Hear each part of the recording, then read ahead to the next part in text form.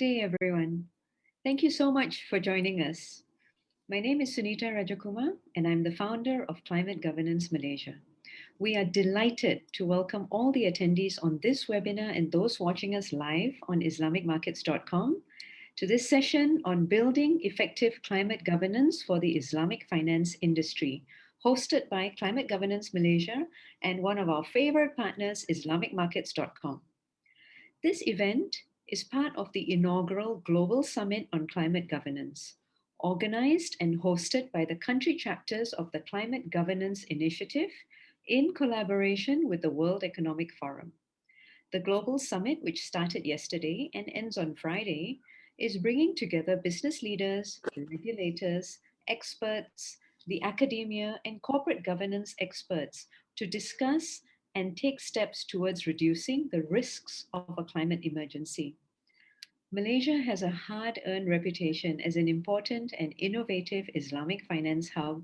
Most recently, the government issued Sukuk Prihatin, winning the prestigious Islamic Finance News Global Deal of the Year award, proving its lead in Shariah deal-making. In this session, we wanted to explore parallels between the well-established Islamic finance industry, which is today worth more than $3 trillion and has long been focused on sustainability, with the hard-earned respect that it operates on higher moral standards, and more recent developments in climate governance, most notably the Principles of Climate Governance launched by the World Economic Forum in January 2019, which seeks to immerse the organization in climate literacy, effective management of climate risks, increased climate resilience, including the ability to seize the huge opportunities arising as a result of the upcoming transition to a warmer world. We are looking forward to hearing the views from our fantastic lineup of thought leaders who are at the forefront of combating climate change, to shed light on the pivotal role of guiding companies to overcome climate threats and build an effective climate governance for the Islamic finance industry. We are so pleased to have received the support of highly regarded speakers, such as in panel 1 on regulators and policymakers, Arup Chatterjee of the Asian Development Bank, Karina Litvak, non-executive director at multiple boards, including ENI and the CFA Institute, Sohail Zubairi of the Dubai Islamic Economic Development Center, and panel 2, our industry panel, Blake Good of the RFI Foundation, Arsalan Oz Ahmad of Al Raji Bank Malaysia, Associate Professor Dr. Aznan Hassan of the Shariah Advisory Council of Securities Commission Malaysia. We are very fortunate that these conversations will be moderated by highly respected individuals, Dawood Vikari, the Advisory Board Chairman of IslamicMarkets.com, and Margie Ong of Thoughts in Gear. But before all of this, we are especially honored and delighted to welcome His Excellency Dr. Bandar Hajjar, President of the Islamic Development Bank Group, the multilateral development bank that works to improve the lives of people by promoting social and economic development in its 57 member countries and in Muslim communities around the world. The Islamic Development Bank touches the lives of 1 in 5 of the world's population, with annual operations exceeding $10 billion and with a subscribed capital of $33 billion. His Excellency, Dr. Bandar Hajjar, was the chairperson of the Multilateral Development Bank's President's Meeting in 2020 and has served as the Minister of Hajj and the Minister of Culture and Information of the Kingdom of Saudi Arabia. He has been active in the field of promotion of human rights and was the founder of the Saudi National Society for Human Rights. He has a PhD in economics. I am so pleased to welcome on stage His Excellency, Dr. Bandar Hajjar, to share his keynote speech. Your Excellency, the floor is yours. Thank you. Bismillah ar-Rahman ar-Rahim. Distinguished guests, ladies and gentlemen, Assalamu alaikum wa rahmatullahi wa barakatuh. I want to thank Climate Governance Malaysia for inviting the Islamic Development Bank to participate in this important summit and address this webinar building effective climate governance for Islamic finance industry. Islamic finance is expected to attract those seeking to adhere to Islam's moral values in dealing with the formal financial system. The inclusion of the green element into Sukuk highlights the ISTP commitment to climate change and its effort to increase the share of green financing. It also highlights the bank's support for member countries to foster environmentally responsible and sustainable development financing solutions. In November 2019, the ISTP followed through on its commitment towards supporting the low carbon and resilient development through the issuance of green sukuk to finance sustainable projects and environments in member countries. The ISTP is also working with the General Council for the Islamic Banks and Financial Institutions, CBAFI, towards developing a methodology and assessment tools for Islamic financial institutions to track the greenhouse gas associated with their investment portfolio. ISTP has come a long way since the creation of its first dedicated climate function in 2018 as an active member of climate mainstreaming action within financial institutions initiative and a global leader in Islamic finance.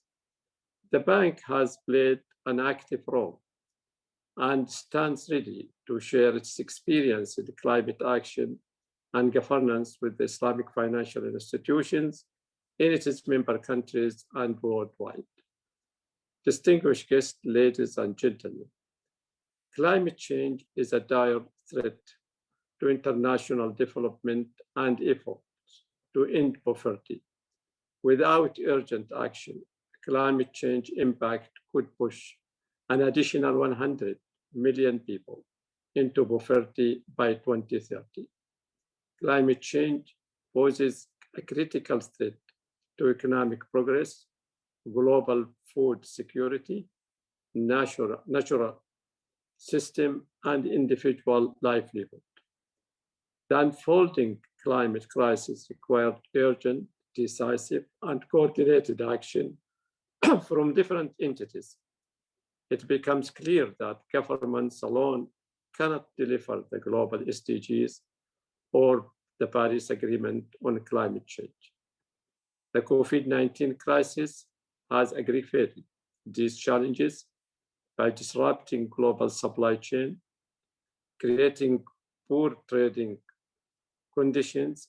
SMEs, the engines of economic growth, are hardest hit sector in certain ISTP member countries.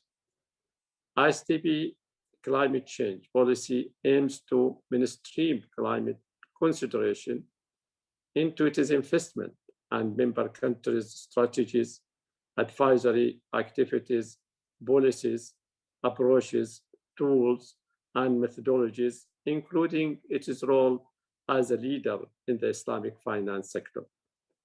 Since the head of MDB's joint announcement at COP23, December 2018, to align MDB operations with the Paris Agreement's goal, ISTP has been actively working with other MDBs towards developing a framework that identifies what such alignment means and how it would impact their operations. During the year, ISTP will start piloting the framework across its operations. Ladies and gentlemen, since January 2019, all ISTP financed projects have been screened against physical climate risk. Necessary adaptation components have been introduced at the project design phase. Moreover, the bank is currently preparing a robust climate risk management system to comprehensively assess and manage physical and transition risk to its operations. As part of its climate action plan, the bank aims to build the resilience of its project as well as the resilience of its member countries through this project. The bank has also produced several adaptation guidelines for the critical sectors such as agriculture, transport, energy, and water for its member countries, stakeholders, and financial institutions as they develop projects in this area. The bank continues to provide training and build local capacity in its member countries toward climate-proofing investment. STI plays a vital role in finding solutions to address key development challenges facing member countries. On top of these challenges is mitigating climate changes by adapting and developing innovative and green technologies, contributing significantly to reducing environmental pollutions and greenhouse gas emissions. An excellent example to demonstrate the role of STI is building climate resilience communities by providing them with access to and training on how to use weather information and other related climate services and technology. At COP25, ISTP joined WMO and other major development institutions to form the Alliance of Hydropower Development. The founding members have committed collectively to scale up action that strengthen developing countries' capacity to deliver high-quality weather forecast, early warning system, water hydrology, and climate services. The services underpin resilient development by protecting lives, property, and livelihoods. STI can also contribute effectively to addressing climate change challenges by offering member countries solutions to generate energy from low carbon sources and encouraging solar and geothermal power. Some of the most innovative solutions to key development challenges facing our member countries and their communities are held by entrepreneurs and SMEs living around them and operating in key sectors: health, education, energy, and agriculture. Information, communication, and technology, ICT, can be an enabler to overcome these obstacles. The bank has launched two major initiatives: the Engage platform and the Transform Fund, to support SMEs scale up their innovations to benefit member countries and Muslims community in non-member countries by providing them with business consultations, seed money, and market and commercialization opportunities. The bank has also created a new economic empowerment department to support SMEs in its countries, and it has been working on mainstreaming climate action into these crucial areas. Going green and economic recovery are not mutually exclusive. As per the new climate economic report, shifting to a new low carbon and resilient climate economy can help create over 65 million new jobs worldwide by 2030 and lead to a significant economic growth. That is why supporting green growth is one of the pillars of the ISTP climate policy. Distinguished guests, ladies and gentlemen, In early 2020, the bank announced its first climate change finance target of 35% of its total finance by 2025. The bank will continue to report on its climate finance figure and its climate action result regularly. As a member of the MDB's Climate Change Working Group, the ISDB has contributed to the publication of a framework and principles for climate resilience metrics in financing operations presented at the COP25. Climate resilience metrics are needed to align financing flows with the climate resilience goals of the Paris Agreement, which calls for scaling up the volume and the effectiveness of financing flows for climate resilience. There is also a need for such metrics to be adapted and used across financial market more widely to help mobilize commercial funding to support Paris Agreement goals and shift financing from the billions to trillions. And reporting is also a vital part of the MDB's Paris alignment framework. Distinguished guests, ladies and gentlemen, my senior advisor on STI, Dr. Hayat Sindi, has been actively engaged in the World Economic Forum's platform on the global public goods, where the climate governance initiative was born.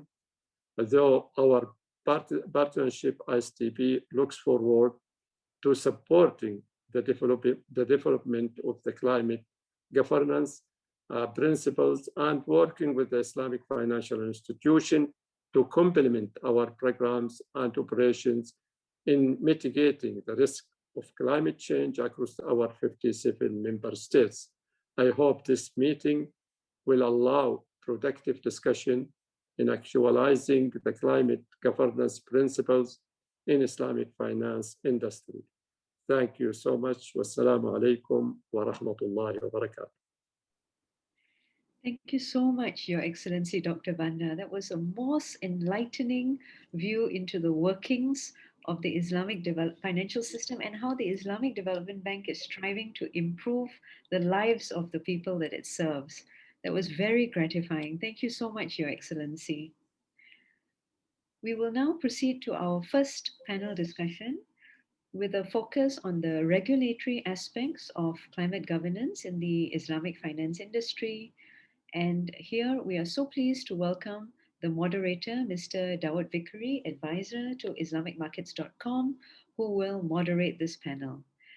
Mr. Dawood, the floor is yours. Thank you. Sunita, thank you very much indeed for that kind introduction. And may I also echo your comments and thank His Excellency for an excellent opening speech, which clearly laid out the workings at the ISDB with respect to climate governance and its future plans. I hope we can build on that in the panel session. I'm delighted to welcome three esteemed panelists who will contribute to our discussion this afternoon. Please remember that you can also ask us questions as we go through. If you just hit the Q&A button at the bottom of your screen and ask a question, we will try our best to address it. But let me first introduce our three panelists. Firstly, Arup Chatterjee, who is the Principal Financial Sector Specialist in the Sustainable Development and Climate Change Department of the Asian Development Bank. Secondly, Karina Litvak, who is a non-executive director on multiple boards and is also a prime motivator behind climate governance. Welcome, Karina. And also Sohail Zubairi, who's a senior advisor of the Dubai Islamic Economy Development Center, DIEDC. Welcome to all of you. And I hope, Karina, are you on? We don't have a picture of her yet, but let's yeah, there she is, wonderful. What we're going to do is I'm going to give everybody three to 4 minutes just to introduce themselves a little bit, but with a specific slant as to their organizations and perceptions. And the topic of building effective climate governance for Islamic finance industry. I'll ask first off Sohail Zubairi to give us some insights as to the alignment of the objectives of Islam, what's called the Maqasid al-Shariah, with the SDGs, and also just give us a very brief introduction to the work that's been done at the DIDC with regards to climate governance. So, Suhail, just 3 or 4 minutes, please, as an introduction.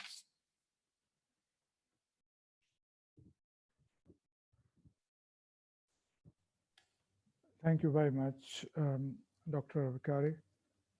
Bismillah ar-Rahman ar-Rahim. Nahmaduhu wa nusalli ala rasulihil kareem wa ma ba'd. I would like to express my gratitude to the Climate Governance Malaysia and Islamic Markets for inviting me to speak in this event. Well, the question Dr. Vikari has put to me is about the alignment of the Maqasid al-Sharia with the UNDP SDGs. Would it surprise the audience if I say it is actually the opposite? I mean, the SDGs need to align to the Maqasid al-Sharia. Maqasid al-Sharia means the objectives of the Code of Sharia. Why do I say that? Because I have a valid reason to believe that UNDP should seriously consider refining the SDGs to the Islamic teachings.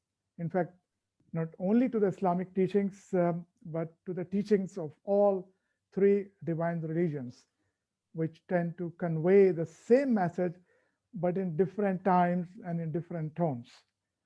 There are quotations from Torah that I have come across, from Bible and from Holy Quran, with the same thread, i.e. on removal of poverty, removal of hunger, inequality, environment protection, and the other SDGs that we see, 17 of them in all.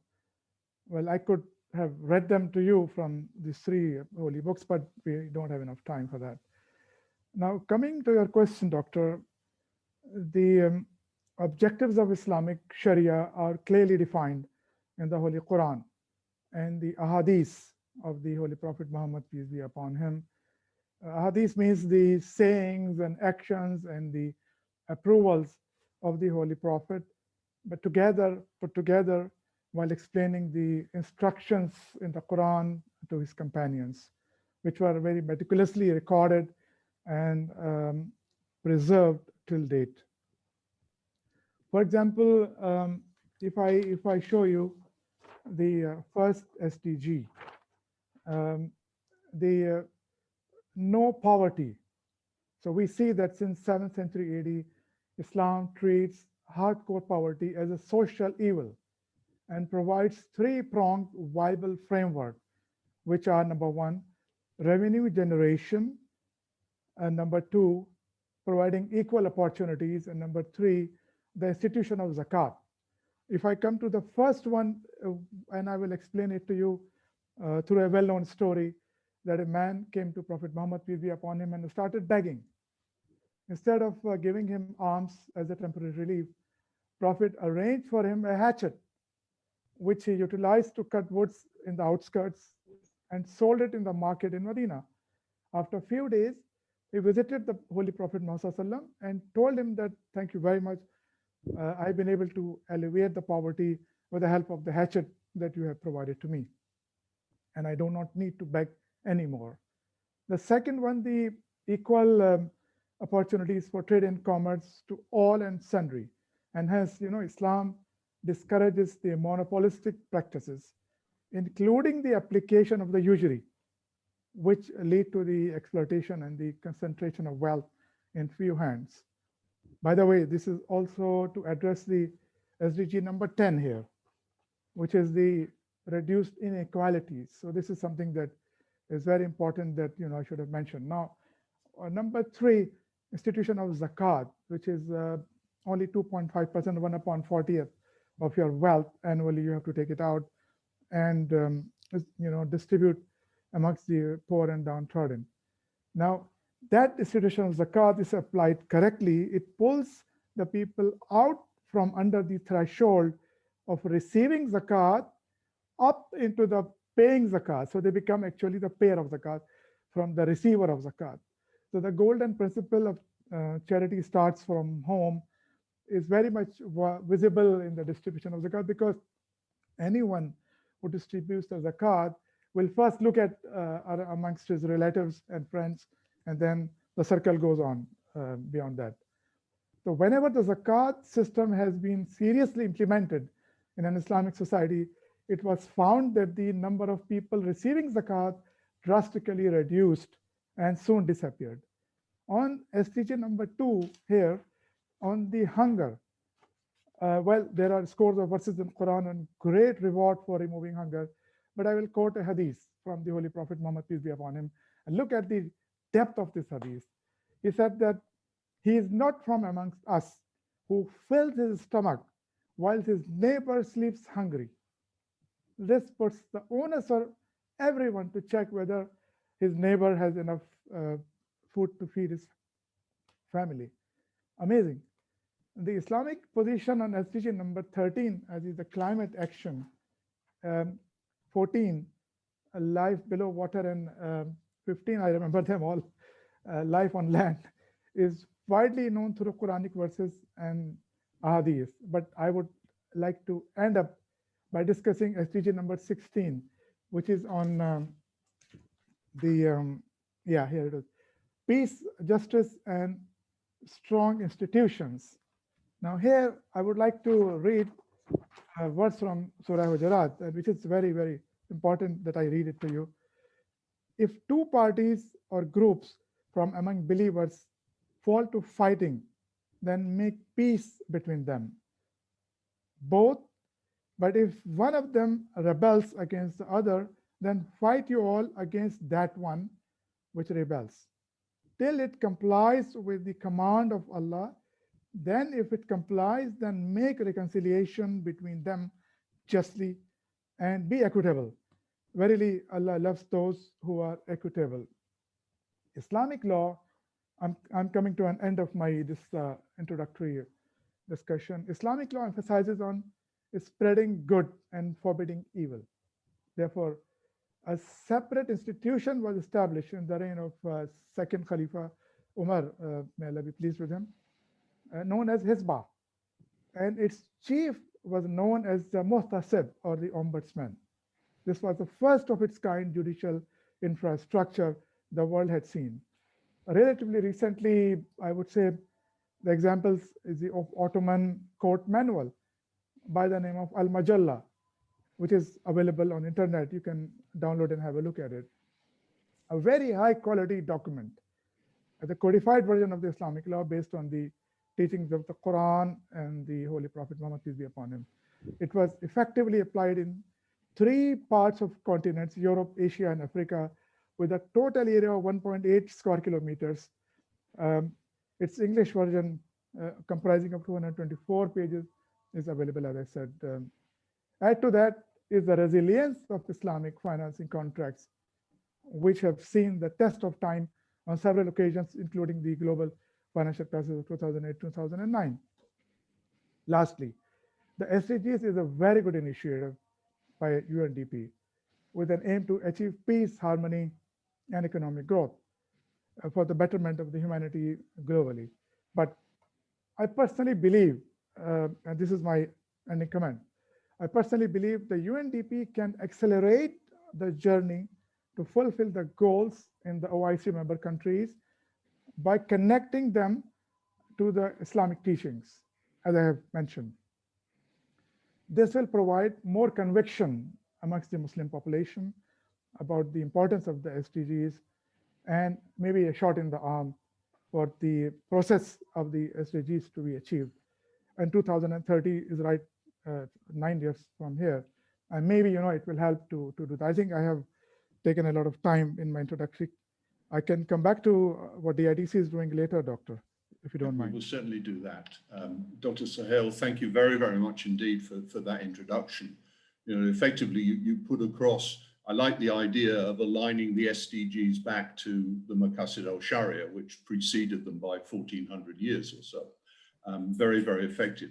If I could move on to you, Karina, just for some introduction on this. And we heard both His Excellency, the President of the ISDB, as well as Suhail, talk quite extensively about values.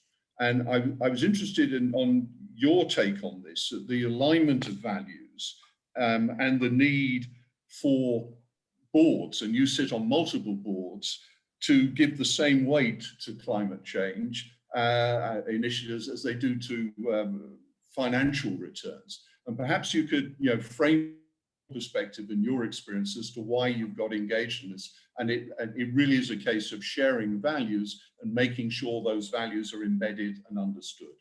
Over to you. Yes, thank you, Daud. That's precisely the point. The whole purpose of the Climate Governance Initiative, which is, of course, the context in which we're holding this panel, is to introduce a fundamental cultural change in boards so that directors widen their approach to running the business in such a way as to take account of a major phenomenon that is putting the safety of humanity and indeed the planet at risk, and to think in a different way about the priorities that they apply in their function on the board. And you'll have heard, I'm sure all of you, that there's been a lot of debate lately about corporate purpose and how are boards to interpret that concept of corporate purpose and integrate it into the corporate mission. There's been a drifting over the past 2 to 3 decades towards focusing exclusively on shareholder value, certainly in the West. And that view has been now roundly rejected because we've seen what happens when we focus only on one thing. It's a bit like the Rubik's Cube. If you focus on one side of it and you neglect the other 5, your cube is going to be a mess. And it's the same thing with the way boards manage their companies, because we need to understand that our company is just one tiny little dot in the ecosystem. And so when the SDGs were introduced, and I'm glad that Mr. Zubari mentioned the SDGs, they were promoted as something that companies needed to integrate into their business, articulate their business around. And it seemed like a very strange and unfamiliar thing for businesses to do.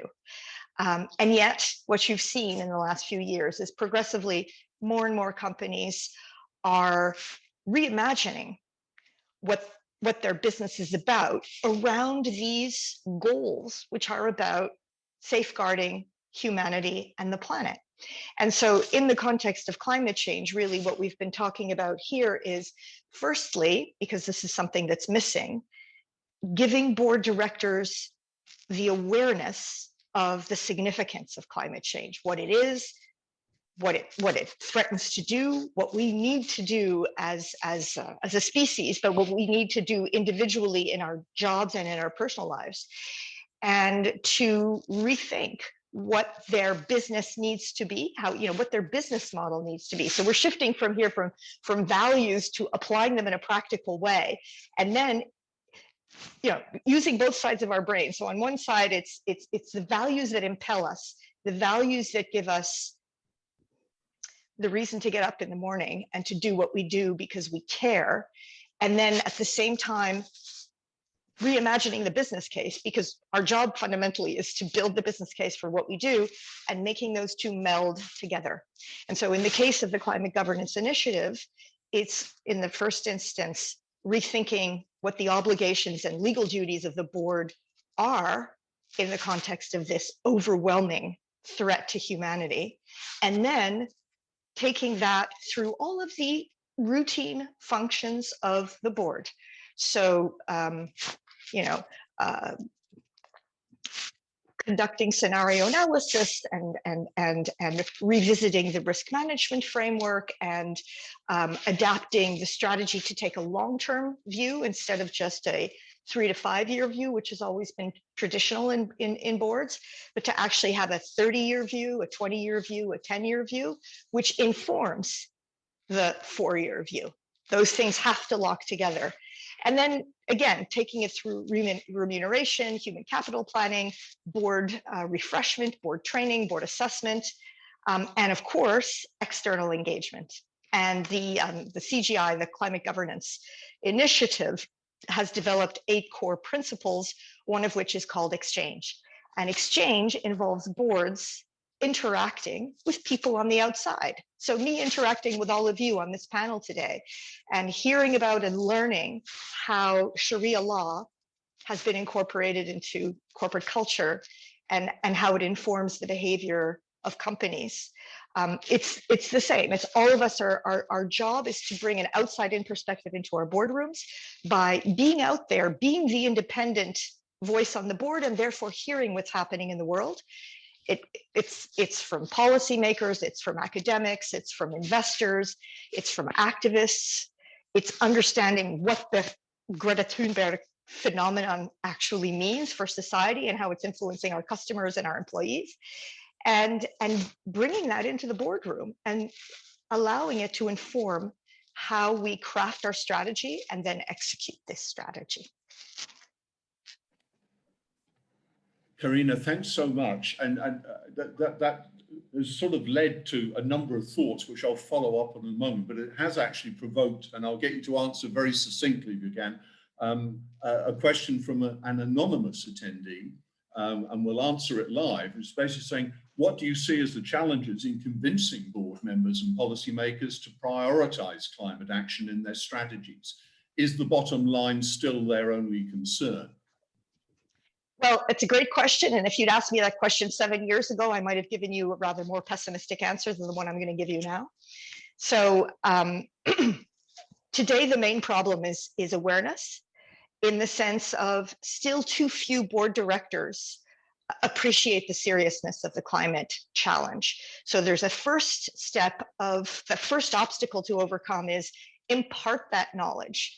But the second next greatest obstacle is, what do I do? How do I do this? We often find that because in the last 7 years, the world has changed in the sense that awareness of climate change is everywhere. It's difficult to escape that message of alarm. There is a sense in boardrooms of being overwhelmed and not having any idea what is even the first step one needs to take. And so that is where we need to engage with directors and say, just because it's difficult doesn't mean you can put it in the too difficult for later box. You have to prioritize this, and we have the tools to help you do that. So it's giving them the confidence and the practical materials that they can take into their boardrooms, which is something I do all the time. I will, through the CGI, find that we've got, for example, a terrific guidance note on audit, handed to our group head of financial reporting. 3 months later, we've modified the way that we are approaching, a particular aspect that is highlighted in the guidance. So it's really taking it from the conceptual to the practical. It's the practical application. I'm sure that the panel that follows us from the industry perspective will probably talk a little bit as well about what they've done to implement this based on their experience. But I particularly like your idea. I mean, this is a living being thing, which you've actually got to exchange information, you've got to learn, you've got to adapt. But effectively, you're absolutely right. My experience as well, it's, well, what do I do now? Or what question should I ask? It's getting that straight. Thanks, Karina. Let's open up now to Arab from the Asian Development Bank. And you heard His Excellency speak from the perspective of the ISDB.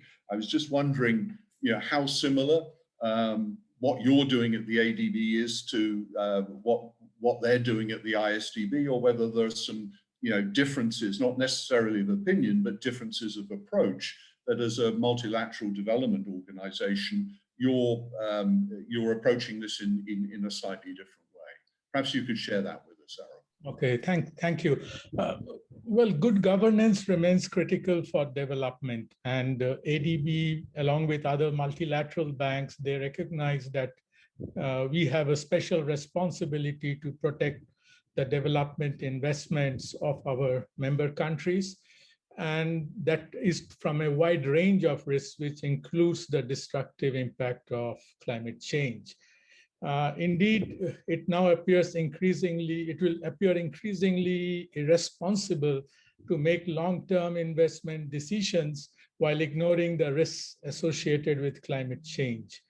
And therefore, ADB in its endeavors promotes good governance processes and practices for inclusive, participatory, and sustainable development in Asia and the Pacific. And I am saying this because this is more pertinent today when we are talking of a green and resilient recovery post-COVID. And the ADB has a green bonds program, and more or less we factor whatever His Excellency mentioned in terms of selecting projects, in terms of reducing greenhouse emissions, transforming processes, and incentivizing businesses to adopt more climate-friendly approaches. We also work with financial regulators and markets, and this is where I would like to build on what Karina was mentioning. And here, a lot of awareness building needs to be done. The financial market by themselves are not going to be the first responders to keep us away from the threats posed by this climate emergency. And one of the major issues which is on the top of the minds of many businesses, and including governments also, is this unplanned transition from a low or zero carbon economy, and how it would cripple some of the industries, especially when a lot of industries have already been affected due to COVID and all. And that is a challenge where a lot of awareness building and knowledge has to be provided in terms of what type of risks are there and what are the consequences of technological innovation, especially not only in terms of significant losses for high carbon industry sectors, but also given the large size of these industries, how these cumulative losses could intersect and amplify and create some financial ripples, if I may say. So therefore, in building awareness of these regional climate vulnerabilities is something which is topmost. We need to also educate financial institutions and their boards to be more responsive. Ultimately, risk management is a governance decision or a governance process. And therefore, we need to see how, through research, by integrating climate change, how these financial institutions and the governments can ensure that they adequately address climate change as part of the broader risk management, and also to prepare themselves to manage the transition risk, again, which His Excellency alluded to. I will dwell upon some issues in terms of how regulatory treatment is happening subsequently. Thank you so much. Well, thanks very much indeed for that. And it has actually raised one question. If you could be succinct in your answer, what metrics does the ADB use in order to measure the impact or effectiveness of their climate-related funding? Is there a simple answer to that, or is that something that you'd like to?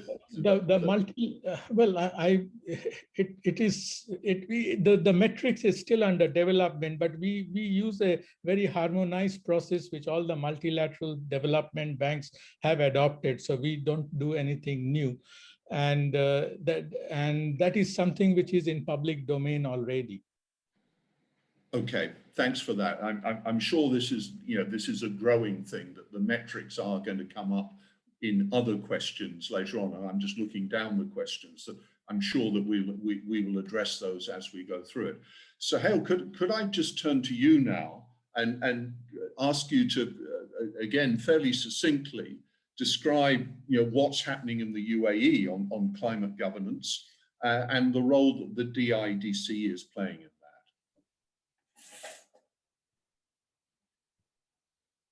You need to unmute yourself, Sohail. You need to unmute. Okay. Yeah, I did that. I'll keep it unmuted now for the rest of the session. Before I talk about the IDC important role, let me talk about the UAE landscape. What's happening in the UAE? Having lived in UAE almost all my life, I've observed very high political commitment level from the federal as well as the local governments towards the climate protection. The late founder of UAE, Sheikh Zayed, may God bless him, was an avid supporter and promoter of the effort to protect the climate and the environment. And what he did, he converted a small town near Abu Dhabi, east of Abu Dhabi, into a sprawling garden city as early as 1980s. It's a beautiful garden city. If you happen to visit UAE, you must have a look at that. What he also did is to develop the green belt. If you go from Dubai to Abu Dhabi, on both sides of the highway, you will see very sort of expanse green belt, that he actually ordered to be created. It's still being preserved, and it really gives very nice feeling when you pass through although it's a desert, but in Malaysia we see greenery all over, but here we see only brown. But then if you enter Abu Dhabi, you see green, and really it's very, very good, a nice change. And there's a lot happening in the UAE on GHG reduction. Federally, the government converted the Ministry of Environment and Water into the Ministry of Climate Change and Environment in 2016, with a goal to produce a quarter of the country's energy requirement by 2021 through the zero emission clean energy. This is the objective of this ministry. The Emirates Nuclear Energy Corporation was formed, and the 4 nuclear reactors were started with Al Baraka plant. And I think 2 of them have already started functioning. And this will help save for the UAE up to 21 million tons of carbon emission every year. And it translates into removing 3.2 million cars off the roads of UAE. Currently, there are about 4 million cars flying on the roads of the UAE. In addition, every emirate has its own climate-friendly projects. For example, the huge Dubai Shams solar power project, Masdar in Abu Dhabi, and also in Sharjah. So every emirate is trying, in the federal level is also trying to do the climate protection and the climate governance. The Ministry of Climate Change, for example, in coordination with Ministry of Education, has come up with the sustainability and green curriculum to be adopted in every public school in the UAE. And also it will be adopted by the private schools in due course. Also, there's a National Climate Plan 2017-2050, which calls for nationwide actions for the climate mitigation, and which also caters to the UAE Green Agenda, which is 2015 to 2030. So within that, it comes. And to make the UAE a global hub and a successful economic and recreational activities, will double by 2030. This is the plan that we have. Being part of the government of Dubai, the center where I work for DIDC is also fairly proactive in these initiatives. At DIDC's initiative, we roped in DIFC and DFM. DIFC is Dubai International Financial Center. DFM is the Dubai Financial Market, the stock exchange. And we signed an MOU with the CBI UK, the Climate Bond Initiative UK, in late 2019. And it will allow us to use the CBI completed criteria on the green bonds to develop the sustainable Sukuk standards together with the infrastructure of the accreditation, certification, and the annual audit. So this is something that currently I am hands-on working on this particular project. The whole thing is that the Sukuk which have been issued as a green Sukuk, they are mostly self-proclaimed. So there has to be some kind of basis for a third-party independent verification and the subsequent audit. So we are working on this particular Sukuk standards, which I think by end of the year, we should be in a position to roll out in the Global Islamic Economic Summit in November, maybe. Now, this particular Sustainable Sukuk Standard project also has an additional component. You see, every project can be green and sustainable, but not necessary that every project which is green and sustainable is also Sharia compliant. So what we will do, we'll pick the CBI standards and we will add the Sharia criteria, and also we will add the rating criteria, which is not there in the CBI at the moment. For example, SSS rating, SS rating, or S rating, depending on the extent of the proceeds of the sukuk being applied for the green and sustainable purposes. So this is the whole idea, that we have to regulate this stream. This is something that we are doing currently. DITC is also involved with ADGM, and we have developed with them the UAE guiding principles on sustainable finance. We are also working with the Dubai Sustainable Finance Working Group, which is formed by DIFC and DFM. And it has got different groups, subgroups, which are working for developing the investing guide, the green issuance guide, the ESG data dashboard, sustainability template for company alignment, and also the reward criteria as to how to give the government rewards for them. To conclude, I must say that I am really happy to state that Dubai and the UAE is a happening place when it comes to the climate governance and the environment protection effort. But before I go, I must also appreciate a private developer, Diamond Developer has set up a the very nice development called Sustainable City within Dubai. And then in that sustainable city, they have been able to bring down the GHG emission by 75% compared to the outside the city, sustainable city.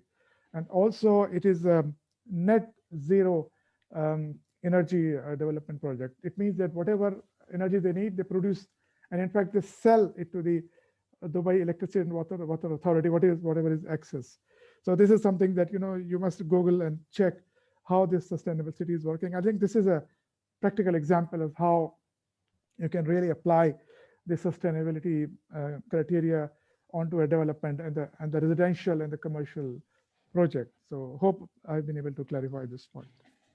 Thank you very much for clarifying that. Obviously, a lot of activity going on there, and it clearly needs to be. And I'm not asking you the question, but this is just a general comment here, that the exchange of this information and knowledge of what's going on, the case studies, what's being learned, we need to make sure that we have an adequate network or mechanism to share that knowledge effectively. Karina, perhaps I could turn to you on this one, and Arup, please chip in.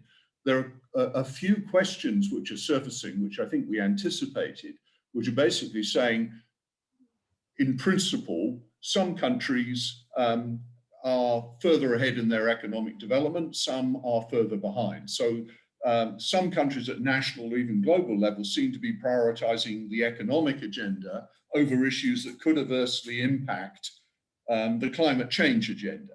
So wouldn't industries and corporations then be caught in the dilemma on how to address this trade-off?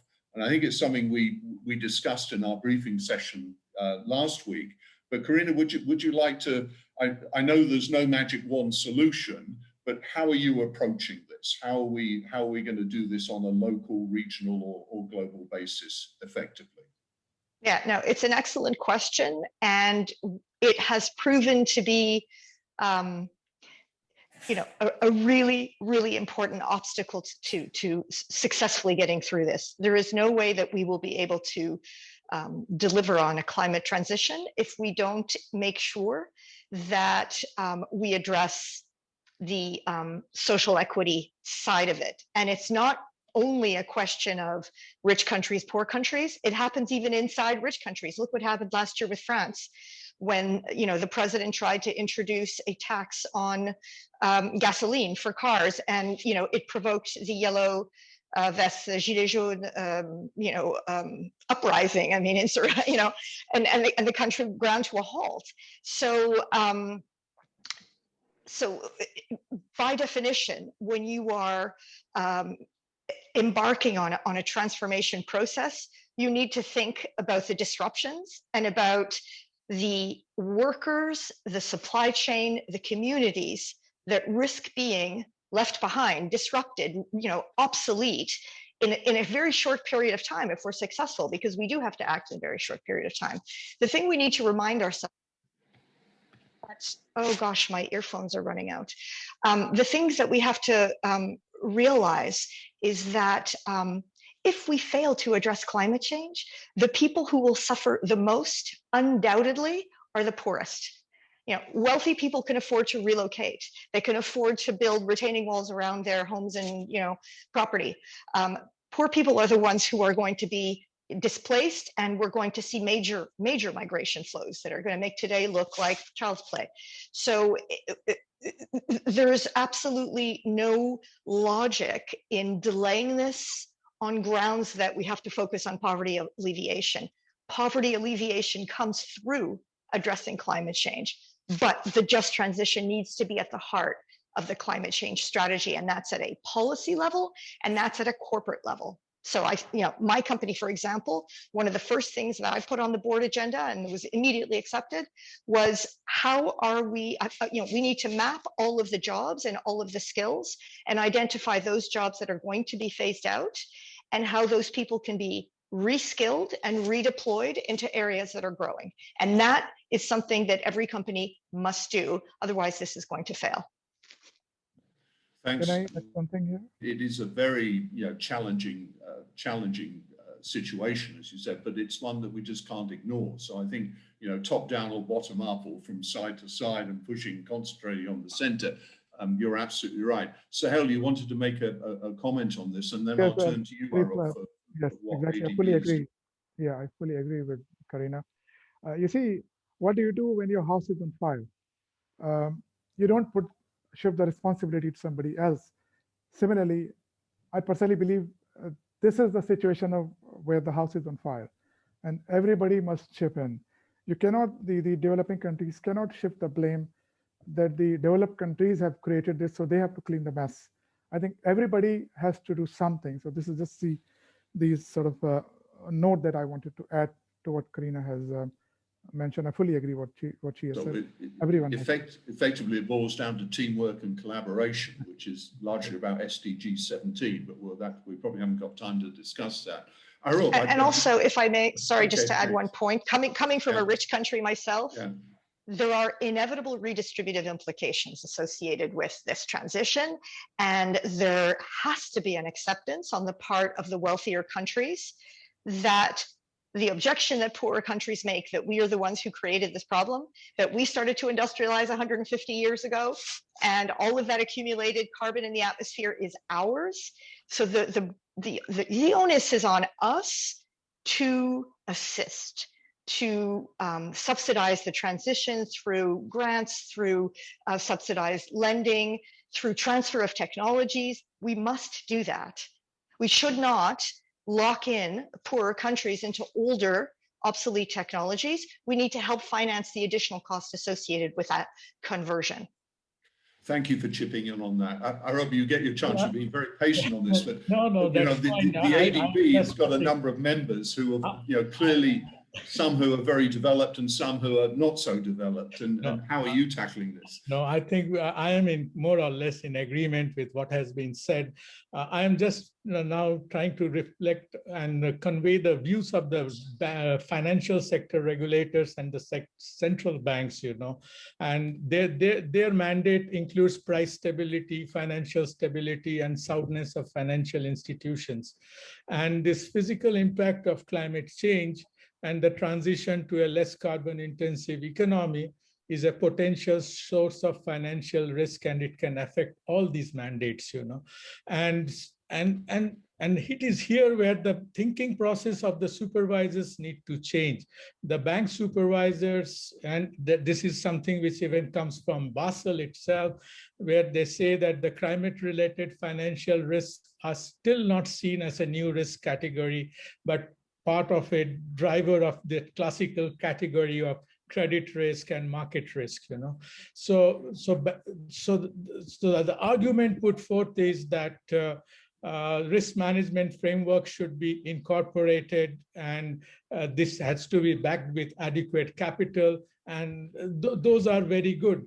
But only a very small number of institutions fully incorporate all these climate-related risks into their risk management framework. So there has to be some sort of a moral suasion on part of the financial sector regulators so that these aspects can be taken care of. For example, in the securities area, we find that there are no laws, but they are trying to enforce codes of conduct, some sort of softer ways in terms of ensuring that or incentivizing the institutions to adopt corporate governance on these investment-related issues. The second thing, and when I look at the insurance industry, they see it as an opportunity and a risk both, you know. On the one hand, they can insure some of those risks which are posed by climate change and natural hazards. But then the long-term investors, the pension funds and the life insurance companies, they have to be very, very cautious in terms, and for ensuring the stability of these institutions, it has to be ensured that long-term they invest in the ESG area. And that is something which needs to be driven. In the developed countries, that's already happening, but in the emerging markets, that is something still not happening. And that brings us to a more important area in terms of how do we incentivize, because the Basel Committee is still looking at the regulatory capital treatment, and it has to be similar. Otherwise, there will be regulatory arbitrage. And how should we incentivize green finance, and what type of risk weights need to be put for brown finance and things like that. So disclosure will become very, very important, and that's where the question on metrics and all is very, very pertinent. And unless we have a very sound disclosure framework which is universally accepted, we will not be speaking in unison. You've actually in part answered 3 questions which have come up, so I'm going to bounce them back to you, and then Karina and Sahel, please chip in on this. Please bear with me. There are 3 questions. One is about the carrot and stick, which you've started, indicating what an incentive. And the question was, is it time to introduce fines to expedite climate governance agenda? There's also a question on what top-down approach the speakers would advise for regulators to adopt. And in part, you were answering that by ensuring that the metrics and the disclosure. And there was also a question about to what extent have Islamic banks and financial institutions in general worldwide incorporated TFCD or GRI frameworks into the disclosures of their annual reports. I don't think we can drill into the detail there because we really haven't got a list, and maybe the next panel may be aware of some. But in essence, those 3 questions all fall into the same area. Carrot and stick. What would be on the top of the wish list for the top-down approach? And to what extent, have you got to push to get everybody to start complying and disclosing and following the same standards? I'll stay with you on this to answer briefly, then I'll go to the others. This brings me back to what Mr. Zubairi was mentioning, and you alluded to, in terms of capturing some of this information and data of the good work being done. At this stage, we still do not have enough data and evidence to prove what works well and what should be done. So once we have some good data and good information and evidence, perhaps the carrot and stick approach might work. But till then, I strongly feel the moral suasion approach would be more important. Okay. Karina, let me just pass that to you, and perhaps you could be very brief. I know we could probably talk forever about this, but we've got ourselves about 15, 20 minutes left, so before we hand over to the next panel. But, any thoughts? Okay, in the nicest possible, most respectful way, I must disagree with Arab. And, it's already happening that the carrots and sticks are being used. Moral suasion is important, but it's not sufficient. For example, one industry sector that understands climate change better than any of us is the insurance sector, because they're the ones who pick up the tab when there's an increase in floods and droughts and hurricanes and so forth. The insurance industry is already making quite shocking announcements. I mean, Lloyd's of London announced that it is going to discontinue extensions to coverage for anything coal related, coal mining, coal-fired power, transport, no insurance by the end of 2023. And by 2030, they will discontinue existing clients, right? That's without insurance, you can't do business. It's going to restrict the availability of insurance coverage. It's going to drive up rates. At the same time, they're working with their clients at the level of, business strategy, project design, et cetera, to steer them towards a more climate compatible business model. And you're seeing the banks doing exactly the same thing. HSBC has done an audit of its 1,000 highest client transition risk clients and has developed a plan of engagement to help them on their transition journey. It's also developing new lending products that favor green development. My company and many other banks have done this. I'm singling out HSBC, but there are many other banks that have done this. My company is not the only one, but my company went to a syndicate of 10 banks that had funded a project loan for us. And we retrospectively converted it into a sustainability linked loan, which means that we pay a penalty on the interest rate if we fail to meet certain very specific objectives that have been inserted into the loan covenants related to the increase in renewable energy capacity. So these are all examples of how the financial sector is using both carrots and sticks to change the behavior of their clients. And you're going to see more and more of that.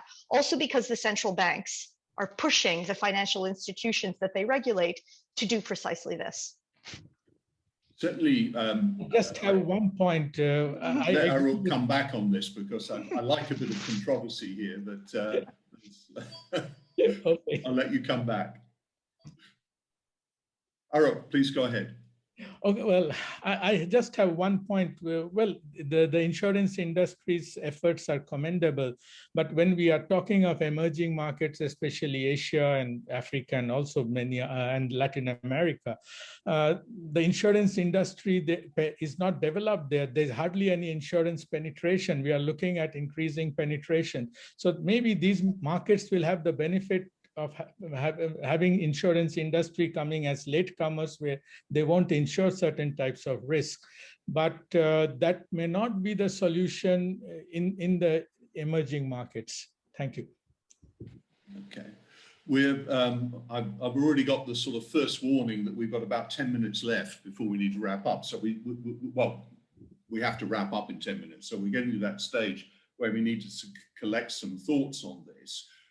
But perhaps something I'd like to introduce here in terms of the carrot and stick argument is that you've got institutional investors out there who are already making declarations that things should move in this direction. So maybe they're already putting pressure on, besides the regulators and this thing about disclosure, that at the end of the day, pension funds and sovereign wealth funds are already starting to look in this direction and expecting their financial institutions to behave in a particular way, and other companies that they're invested in, to behave in a particular way, or they're going to divest. Is that what you're coming across, Karina? Yes, we've come full circle. If you go back 30 years, there were religious funds, in particular the Christian funds, that approached this through the lens of divestment. That was regarded as overly radical by the mainstream investment community, which decided to go for engagement. In other words, the moral suasion argument, but also using little sticks with that, such as using the annual shareholders meeting to vote against the renewal of certain directors, which when you're a director, that's pretty upsetting if people vote against your reelection. Now what you're finally seeing is that the large investors are getting fed up with the slow pace of change that is coming from the gentle engagement approach. And so they're combining it with selective divestment, in particular coal. So what Lloyd's just announced was preceded by a number of major investors moving away from coal. And they can justify that by saying it's a poor investment.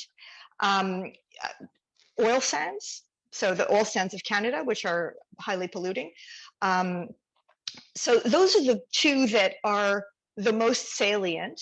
And then you have certain investors that are going even further and saying, we will not invest in the oil and gas sector unless the companies have declared a convincing climate transition strategy. Otherwise, we're withdrawing our money. So we're going to see more and more of that. And the insurance companies, as I mentioned earlier with Lloyd's, it's not the only one. Swiss Re has announced the same. Allianz has announced the same. So we're going to see, and when I talk about the insurance companies, they do it both in terms of the provision of insurance coverage and the investment, because they manage, of course, their own captive funds. So asset managers, asset owners, like insurance companies and pension funds, have definitely upped the ante on this one. Okay. We've got to that stage where I'd just like each of you to perhaps give 2 minutes in a summing up or a concluding remarks. Just 2 minutes, please. So please be brief. We need to finish at 20 past the hour.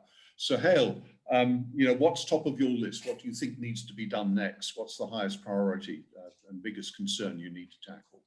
Yeah, but before I attend to that, just you know, going back to these comments, how I would like to connect the dots is the sustainable Sukuk standards with the infrastructure of the accreditation, certification, and audit.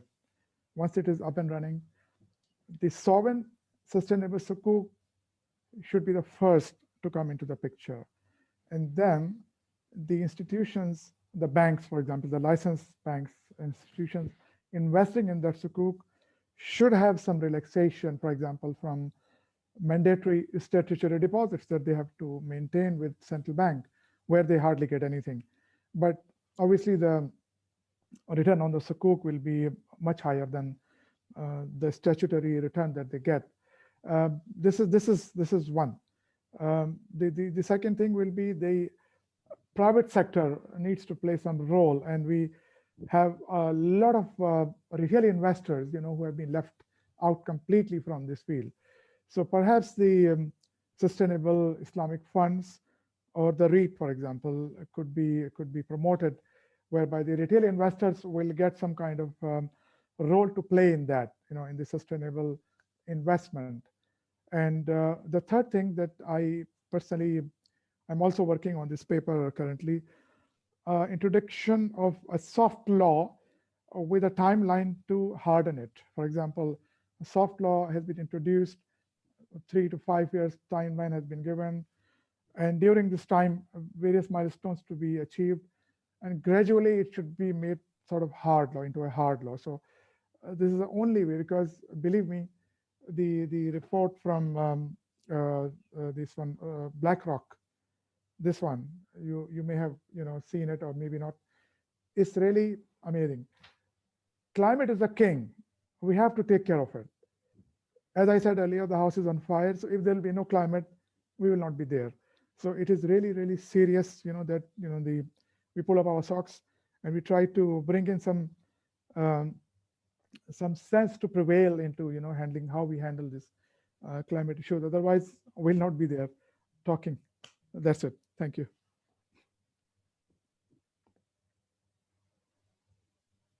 You are on mute.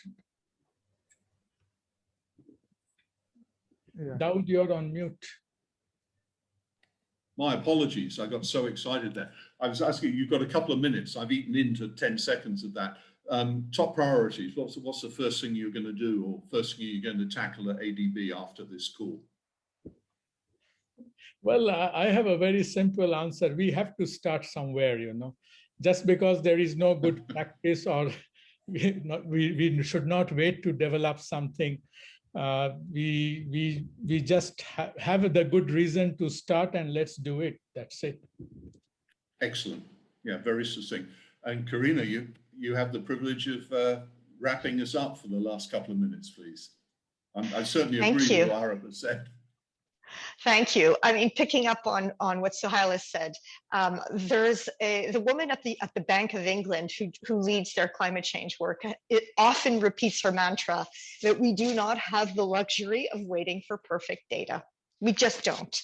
The house is on fire, and if we don't deal with it immediately, our perfect data will be of no use whatsoever. So my wish is that insofar as the banking system is what underpins everything, or the financial system, no business can function without banks or insurance coverage. I would like to see the of the world really take the bit between their teeth and really drive the companies that they regulate to address climate risk in exactly the same way, or indeed at a higher priority level than they do other risks. Because as Mark Carney, the former governor of the Bank of England and European Financial Stability Board, said, climate change poses the single greatest risk to global systemic financial stability. Greater than what we experienced in the 2008 crisis, greater than we are experiencing right now with the pandemic. This trumps everything. And so we don't have the luxury of perfect. We just have to get on with it right away. And the financial system is our most powerful tool. I thank you all for wrapping it up so quickly. So I think that the message and the take as we hand it over to a new panel, from the business side, is, don't wait for instructions from above. The house is burning and you need to do what you think is right. Do what makes sense for your clients, for your customers, and for running your business effectively. My sincere thanks to all three of you, to Arab, Suhail, Karina. It's been a real pleasure. Thanks so much. And audience, my apologies if we've not answered all your questions. There's some excellent questions have come in. And at this point, I'll pass you back to the overall moderator to take on. Oh, there she is. Sunita is there. Sunita, we'll pass it to you for the next panel. Thank you so much, Daud, for great moderating, and of course to Sohail, Karina, Arup. That was a fantastic conversation. Definitely made it very clear we are in the critical decade of action. We're depending on scaling up the sustainability revolution. And we're talking about a climate crisis that doesn't recognize borders. It's the duty of all significant participants in the global economy to step up and to play their role. So now we're going to proceed to our second panel discussion with a focus on the business aspects of climate governance in the Islamic finance industry.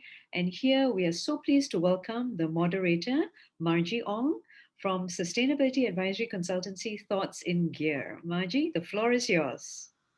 Thank you so much, Sunita.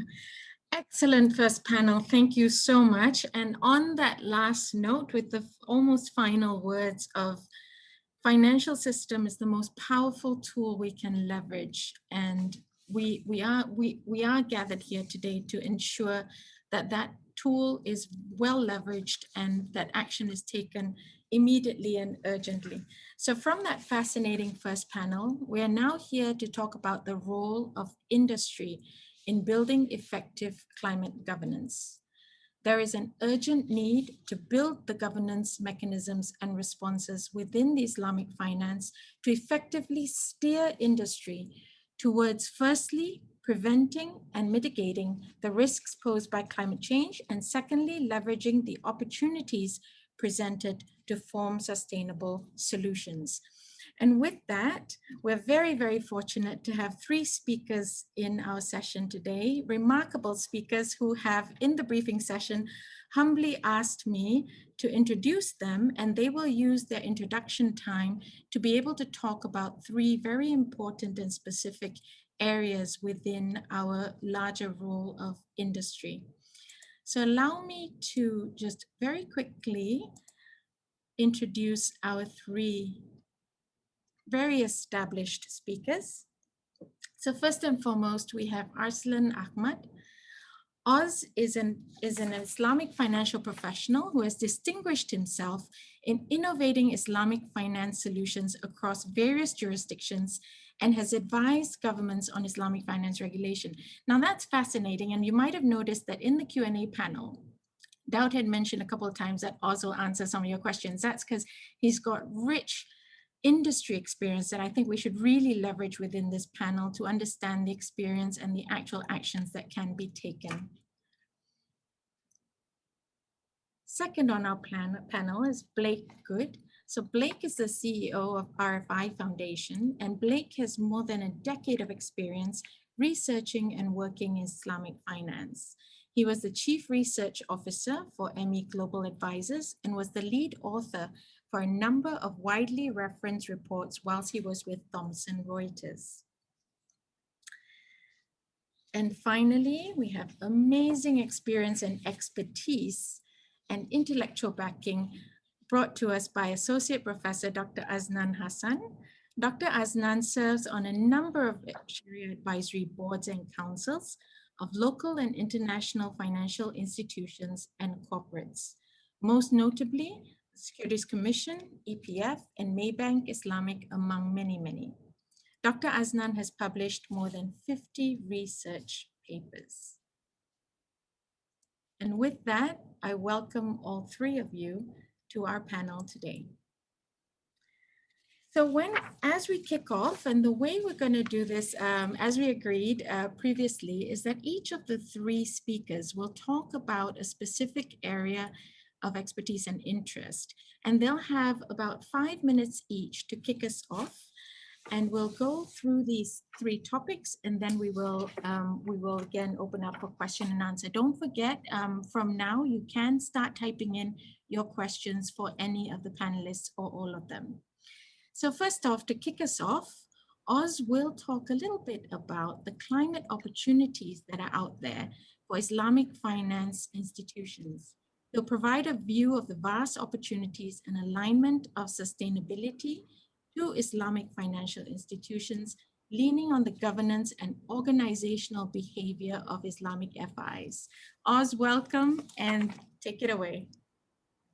Thank you very much, Margie. And can I start by not just thanking you, but also the people in the background. So I think there's Audrey, Mehdi, Shakib, but also more generally climate governance Malaysia, that's in Sunita and Co, and the Islamic markets team. And it's really a pleasure to be with everybody today. This is actually my first public engagement since joining Rajakumar Bank, so a bit of a milestone, and it's nice to be sharing it with everybody. And I really thought about this topic because it's quite broad and a lot to go through in a short period of time. But I do want to focus a little bit around how we move value and capital as typically what private sector organizations are set up to achieve. It's a major objective beyond just the sector that they work in and maybe some of the values of the organization. That financial side is very important. And I think it's quite important that we touch on that and speak to where the value can come from, as opposed to just focusing on the very important existential issue, which was articulated in the previous session by the other panels. And the way that I would like to try and position this is based on conversations I've had the benefit, thanks to Daud Vickery, to be speaking with board of directors in a program run by ISRA in Malaysia on sustainability. And when I speak to the audience there, which typically tend to be board members, what I try to do is frame the discussion around the three things the board of directors need to really look at when they look at the topic of sustainability. And there's the three things they look at actually for everything that they do, which is number one, strategy, number two, governance, and number three, culture. So I want to start with the strategy piece. And beyond the part when we're going to talk about risk management, beyond some of the more macro and existential social and environmental issues that have been spoken about in the previous panel, I want to talk about this idea of innovation. So here's the broad scheme of it.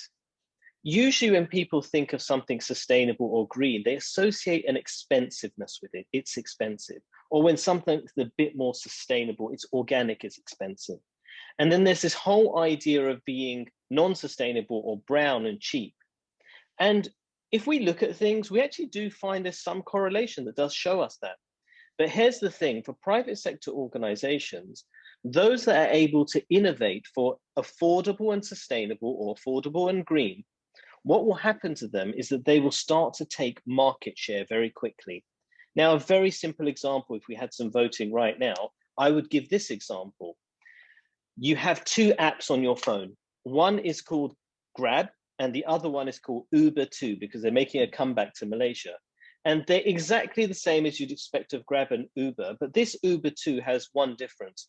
Every single one of their cars are either hybrid or electric. You have to get from point A to point B. Now imagine the pricing is still the same, the service and the types of cars you get are pretty much the same. Which one would you pick? And when I do this poll, the worst percentage I've seen is 30% of people saying that they would take Uber too. Actually, most of the time it's the majority. But the point is that Grab therefore loses 30% market share instantaneously. And that's a really important point for boards to understand. Either they need to innovate and gain market share, similar to what Uber would do in this example, or they need to protect their market share from people coming in. And that's what Grab needs to do to protect that market share. So that's one point. And actually, beyond that whole generic point of market share, studies have shown now that where you have, and these are done by London Business School and Harvard Business School, so have a look at Ionu and George Seraphim's work on this, which show that where somebody has very unique sustainability practices, not only does it drive better valuation, it also drives better performance in the P&L. And that brings me to my second point around capital. The reason why sustainability drives a lot more better valuation is simply because there's more and more capital that's turning sustainable and green. And I think that was touched on in the previous section. So certainly for board of directors, they want to appeal to that equity and debt capital that is turning that color, simply because the more investors you have, some will just take your credit, but some will go because you're green and sustainable. You'll simply just get better pricing off the back of it. And the last thing that I think is really important when we talk about strategy is people. And it's people not just in the case that who drives innovation, it's young minds, and they certainly want to be aligned with their values more. And sustainability is something that within young minds, we heard earlier that, if, for example, in the UAE, they're encouraging education at a very young age about the importance of sustainability. So it becomes part of people's values. And those are the people that drive that new thinking, innovation, and change. So attracting the right talent into the organization, incredibly important. But on top of that, what we know about people in society today is that we're linked by the immediacy of social media.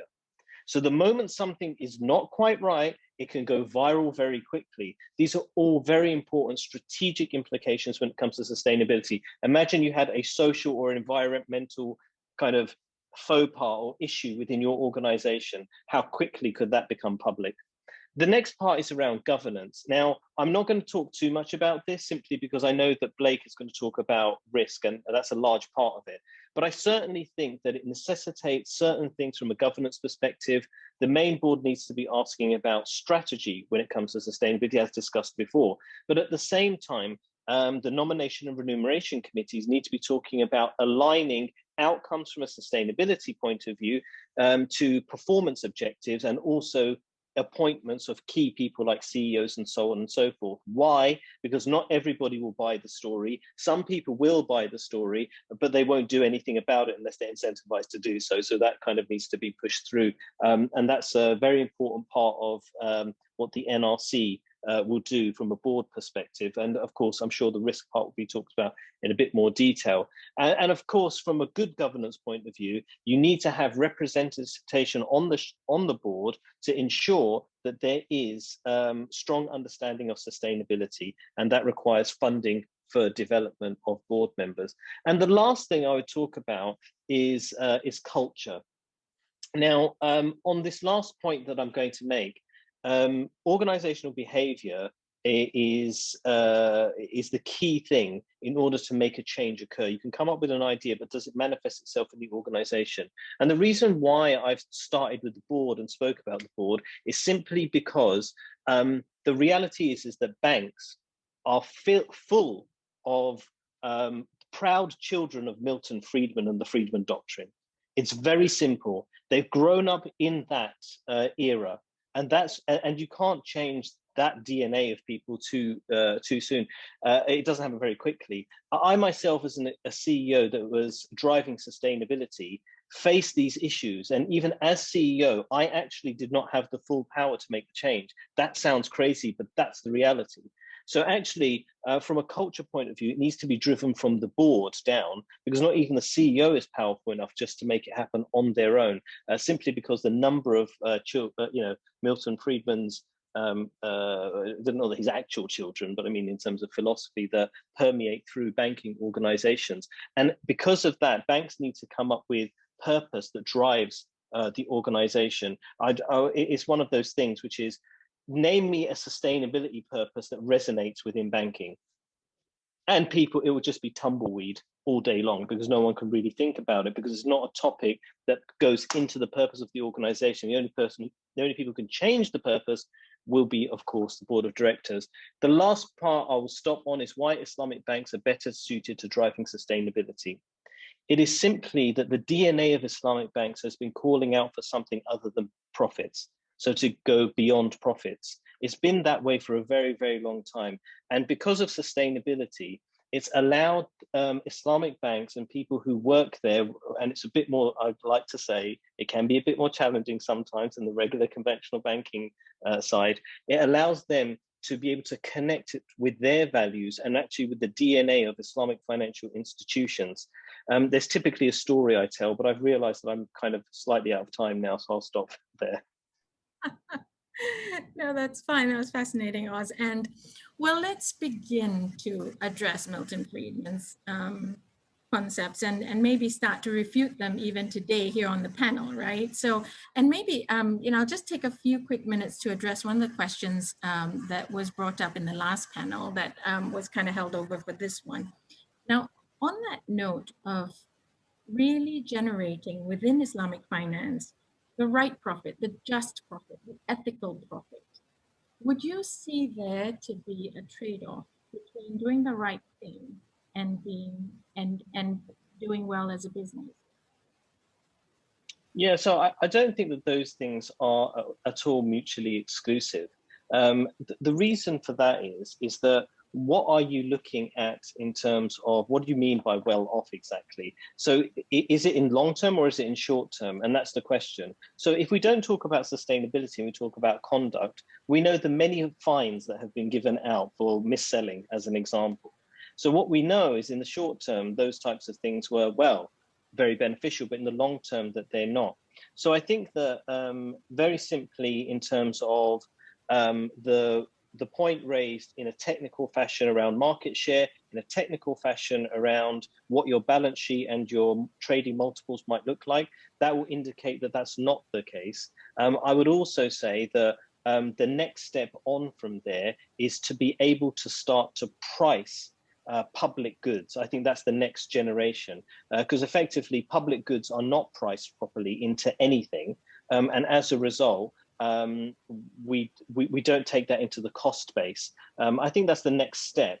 And once we start to have a lot more education on what public goods are, how we haven't priced them and the impact that we have, and start to bring that into the financial, not just financial services, but the private sector, I think it will become a lot clearer that doing well is, doing good is doing well.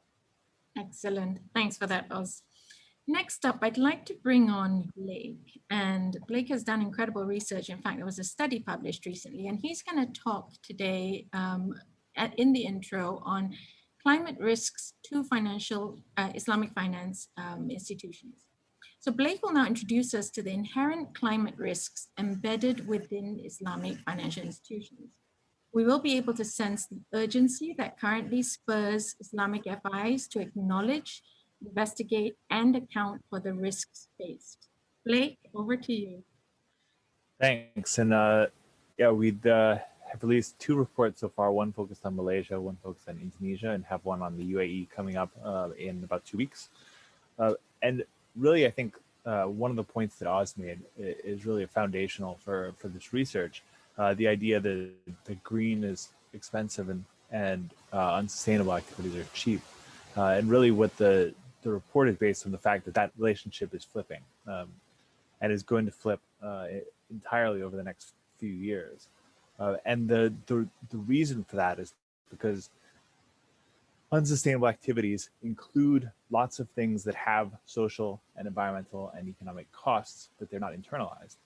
And we found that one of the most useful frameworks for understanding how that translates into practice is from the Principles for Responsible Investment, who have done the Inevitable Policy Response analytical model and policy forecasts, and they just released new ones a week or two ago. And it's really looking at the mechanics of how the Paris Agreement works. So looking out to 2030, how does that affect things today? And how does that affect banks specifically? And the real mechanism is that the unpriced emissions that banks are financing, that investors are financing, is going to gradually be priced in. And there's lots of different ways that it can be priced in. The policy forecasts from the IPR are talking about carbon taxes and border carbon adjustment taxes to equalize domestic and imported carbon costs. There's other ways. Regulations to reduce emissions are also going to impose a cost, even if it's not direct. And all of that is not picked up in the financial statements that companies are reporting today. So when you're financing a company from a bank or as an investor, that's not being factored in. And the mechanism for that to be factored in is really just a period between 2023 and 2025, where there'll be a global stock take on emissions and progress, and 2025 when the next round of national commitments will be released. What investors are starting to look at now and over the next 2 years, before 2023, when it's going to be pretty clear what trajectory we're on, if it's an orderly transition or disorderly transition. Investors are looking at, are companies prepared for either of those scenarios? Right? So in our research, we looking at Malaysia as an example, we found that there's some well-known sectors that are fairly energy and emissions intensive, like electricity sector, transportation, manufacturing, and waste management. And across all the countries that we've looked at, those are all in the top emitting sectors.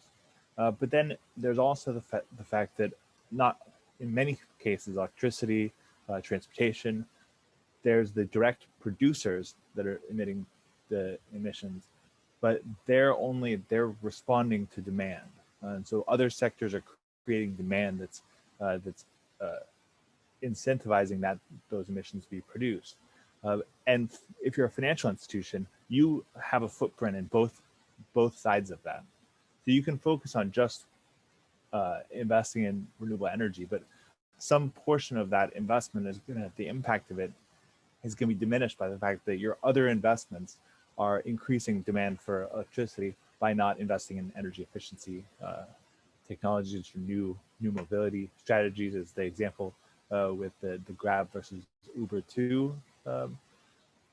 And so that diminishes the impact and increases the risk that the banks are facing. And so what we've seen in our research, and more financial institutions are starting to do this, regulators are starting to do this. The European Central Bank is doing a huge study on the economic impacts of emissions and climate change affecting Europe, but encompassing, I think, 4 million companies from around the world. That all of that is getting factored in to the financial sector, and it's about access to capital. It's about cost of financing, and financial institutions that are not factoring into that are going to be more likely to draw the unsustainable activities that have those higher costs, and that affects credit risk, that affects the climate impacts, affect market risk, and that's really the key risks that Islamic banks face, as do all other financial institutions. Excellent. Thank you so much for that opening, Blake. And just to give you a heads up, I will later on be coming back to you, because we are trying to have a very actionable panel. I will be coming back to you with the question of, and interestingly enough, it has been asked as well, on if I am an FI, an Islamic FI, and I'm listening in right now, and I'm sold, right? And I know this is coming, I know I need to speak out. What do I do tomorrow? What are the first few things that I need to do? So I'll come back to you with that question, and everyone stay tuned for that answer. Next up, we have Dr. Aznan with us, and Dr. Aznan will share with us a very interesting topic. He's going to talk about the evolution of Islamic FIs, and the relevance to climate crisis. Now, this also addresses one of the questions that came up on Q&A, which is why Islamic finance institutions should lead on addressing climate governance. We'll now explore the evolution of Islamic finance and its alignment to addressing the climate crisis of today. It will also highlight the inherent responsibilities within Islamic FIs to address this global, ethical, and survival crisis, with avoidance or ignorance being a failure of duty. Dr. Aznan, over to you. Thank you so much. You're on mute. Sorry. Excellent. Thank you very much. Thank you very much for the organizer for inviting me to this particularly important topic. A very good question posed: why Islamic finance should lead about about the climate change and environmental, for that matter. I mean, let me go from the little bit philosophical and the basic foundation of Islamic finance and Islam itself. If we study Islam, we can see that the protection of environment is an important aspect of Islam. Most of all, Allah subhanahu wa ta'ala has appointed human as his vicegerents on earth. It is our responsibility then to take care of the environment in a more proactive manner. In fact, if we study the verses of Quran and the tradition of the Prophet sallallahu alaihi wasallam, we can see a lot of saying of the Prophet and the verses from Quran that emphasize on protection of the environment. I take one example of the hadith, which is, to me, very, very good example on how Islam view on protection of environment. In one of the hadiths of the Prophet sallallahu alaihi wasallam, he mentioned, "In qamat as-sa'ah wa fi yadi ahadikum fasilah, fa in istata'a an taquma hatta yaghrisaha falyaghrisha." He said, if the hour starts to happen, and in the hand of one of you is a palm shoot or seedling, for example, then if he is able to plant it before the hours happen, then let him plant it. In one of the hadith of Prophet, he said, he will be rewarded for that seeding, for the planting of that palm shoot and the seeding. I mean, can you imagine the earth is about to end? If you plant that particular seed, who is going to benefit from that particular seed? Who is going to benefit from that particular palm shoot? Yes, potentially nobody will benefit from that particular thing. But from Shariah point of view, that this seed and this palm shoot is very significant in protection of the environment. So even on that particular stage, if you still plant the palm shoot, you are rewarded because of what you are doing for that particular thing. So this is one manifestation. During the war, for example, in Islamic teaching, during the war, you are prohibited to cut any trees. You are prohibited to cut branches. You are even prohibited from cutting leaves unnecessarily. Can you imagine if that happened during the war? What should be happen during the normal life situation? So that's how Islam view the environment from Islamic point of view. I can continue over and over again on example on how Islam see the importance of environment and the importance of protecting the environment, for that matter. But one thing that may come to our understanding then, how can, when Islamic finance started previously or at the initial stage, there were no big emphasis on the protection of environment? Why only come late on that? Islamic finance come late on the emphasizing on the issue of environment, protection of environment, climate change, and so forth and so on.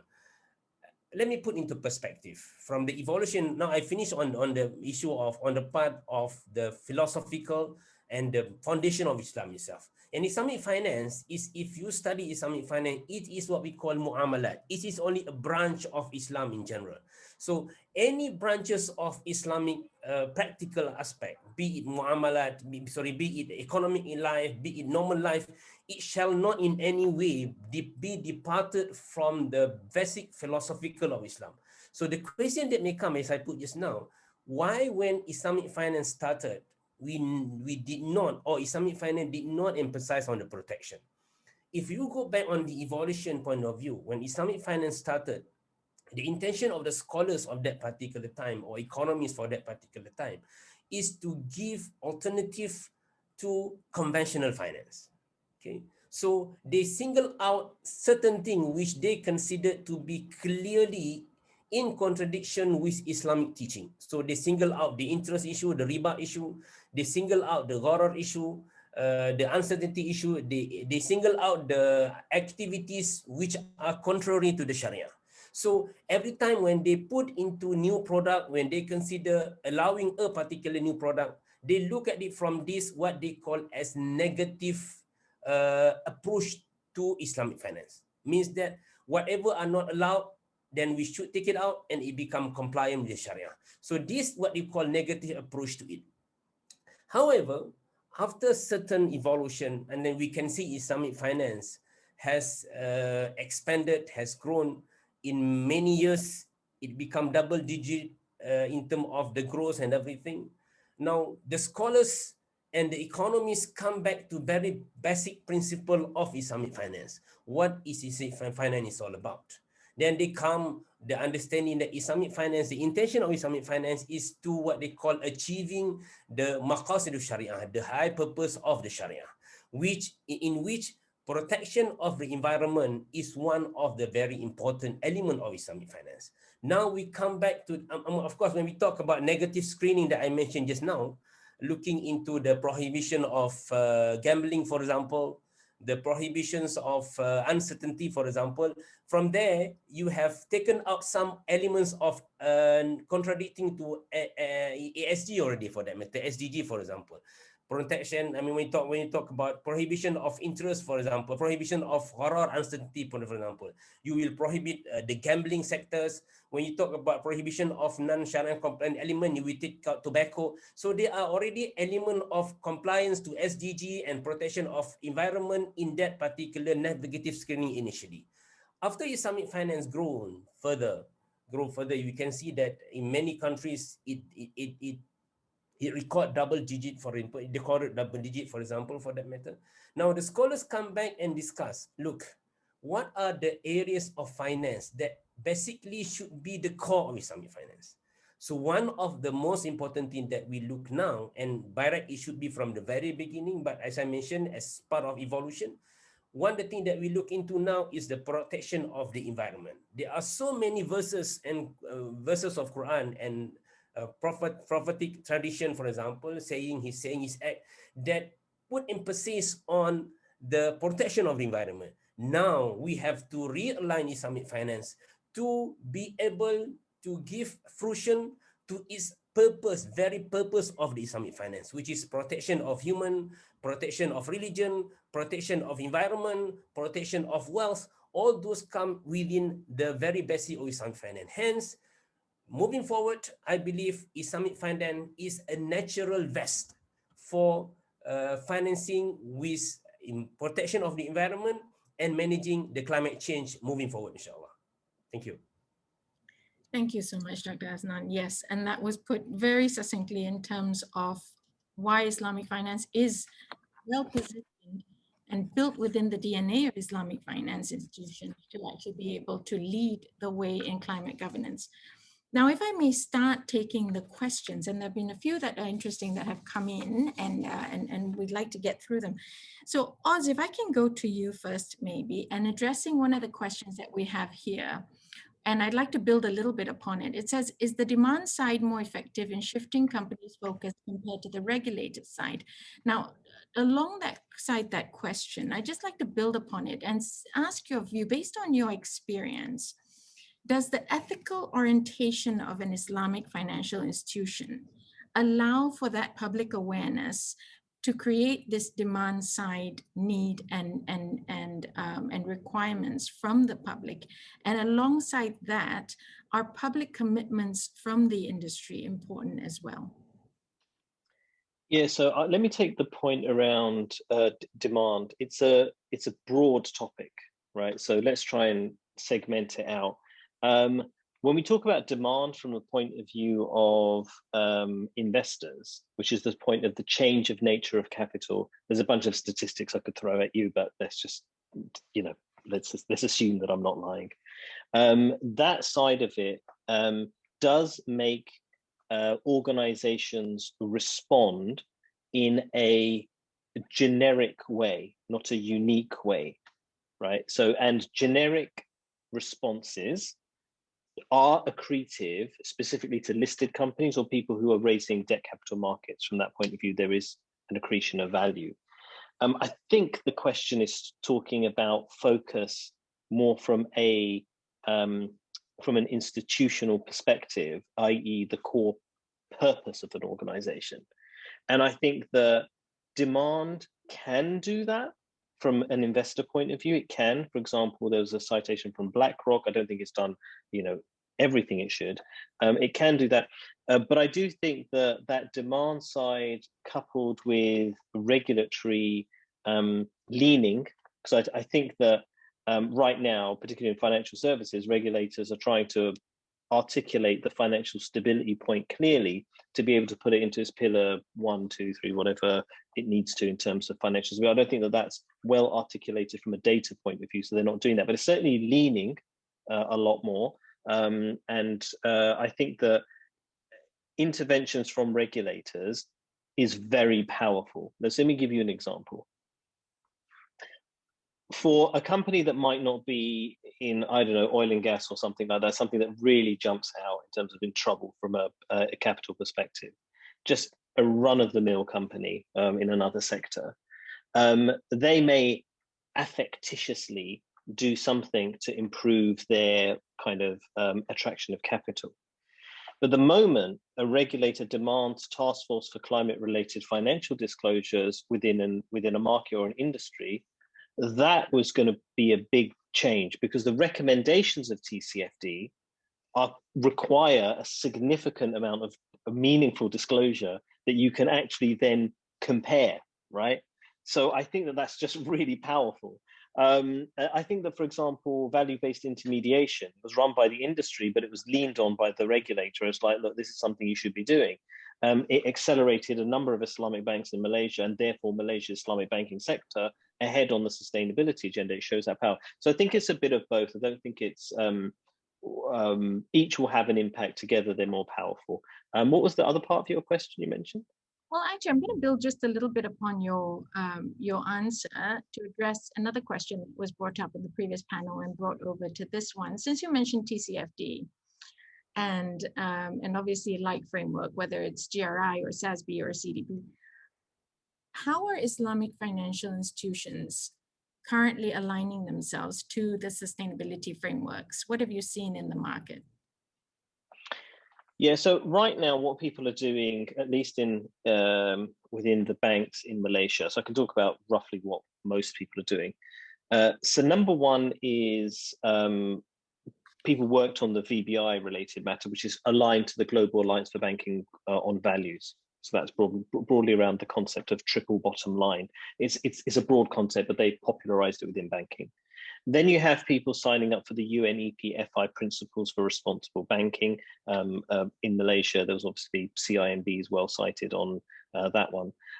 In other things, people are now adopting ESG data sets. What that means is that they're doing non-financial disclosures, not necessarily integrated, but off-cycle disclosures for ESG data sets. That's broadly what's happening.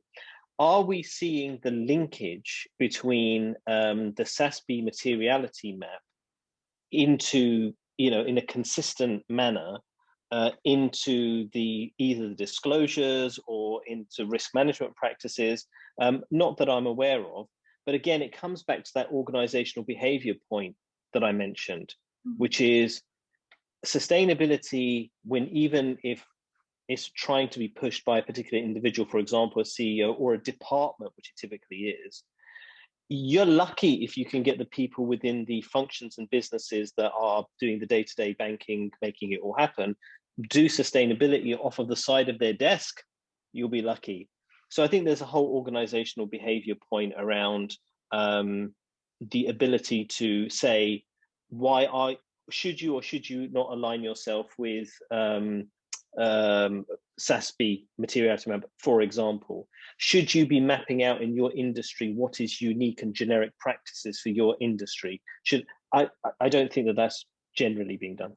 Okay, excellent, thank you. And yeah, and can I add here? Can I add here? Please, Dr. Asna. I think very good question, whether the demand side or the supply side on that matter. I totally agree with us that regulatory incentive, perhaps the right word to use, or the regulatory drivers play a very important role in putting that into practice. I remember when we did the first green sukuk, Tadaf Sukuk, I was the Shariah advisor for that. Tadaf Sukuk was the first green sukuk in Malaysia. It takes a very long time to convince first the issuer that it's better for you to come into this particular, because anyway you are doing solar for that matter, so it's fit into the newly introduced guideline of SRI Sukuk in by capital market, Islamic capital market Malaysia. But once we put to them the benefit, the incentive that you may get from that particular issue, and say, okay, let's go for it, do whatever that can be done for the purpose of complying with that particular things. So that is where we can see the importance of regulatory drive and also regulatory incentive. But on the other hand, I believe this cannot continue in that manner.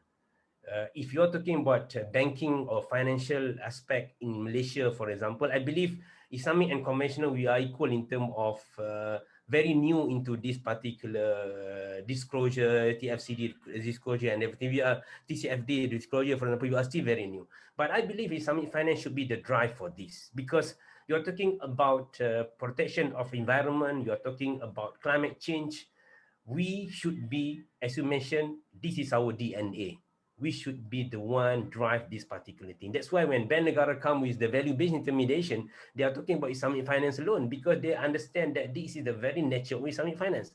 From banking point of view, as board members, I'm a board member of Maybank Islamic. So we started to already look into various things relating to the climate change management, risk management, how for us to incorporate climate change assessment not only from reputational point of view, but how to make it as one of our financial assessment methodology. As Oz is correct, it's very challenging, to be frank, because at the end of the day, when it comes to banking and finance, people are looking into the bottom line and everything. In some areas, it's very difficult to do. I give you an example. Now we are talking about GHG omission, okay, greenhouse omission, for example, gas omission. One of the main contribution for that is vehicle. Now, at Islamic Finance, we finance acquisition of asset, where vehicle is a very natural thing to do, vehicle is very asset used by people and everything. Now, and we have no other alternative. There is no electrical car. There is no, for the time being, it's very, very limited in that sense. So if you look at the balance sheets of Islamic Bank, many of the Islamic Bank, vehicle financing stand as one of the big asset in their balance sheet. So now how for us in that sense to balance between the two? So we have to put a grade. Which grade that we consider to be the thing that can be disposed easily, which grade that may perhaps take a longer time for us to ensure compliance to whatever standard that we want to put in terms of the compliance to environment and so forth and so on. But at the end of the day, looking from the demand side, I think from the supply side, we should also work within the bank to be able to put to the market that, look, moving forward, we want to have this kind of thing more. We are very concerned with our climate change, our climate risk, protection of environment, and we want to consider that as one of our criteria in assessment of the financing. Yeah. That would be a very good thing to do. Thank you. Absolutely, and that speaks the language of the investors as well. And ideally, that demand side communication, shall we say, as opposed to pressure, will actually increase. Now, Dr. Asnan, I will stay with you for a minute because you are touching upon one of the questions from the attendees, which says, Islam acknowledges the importance of preserving natural resources where it considers waste of resources as a sin. Why is this mindset not reflected in strategies of IFIs or companies that are led by Muslim decision makers? And alongside that, if you could talk a little bit, very briefly, about also the role of the Shariah board in addressing this question. Sorry, you're on mute. Very good question, yet very difficult to answer. It's go by our own self-reflection, to be frank, I believe that. as I mentioned before, I mean, we have to admit that we move together with the understanding of modern finance. Hence, when it come across on the environment, I think we have to admit that we have been late in considering what is considered to be the most important aspect of Islam, which is the protection of environment. I think we have to admit that. I mean, admitting our mistake is better than continuing in the mistake that we are doing. So that's one thing that we have to accept that. But we have to understand, as I mentioned about the evolution, I mean, the priority that the scholars and the economists put in terms of putting Islamic finance on the table.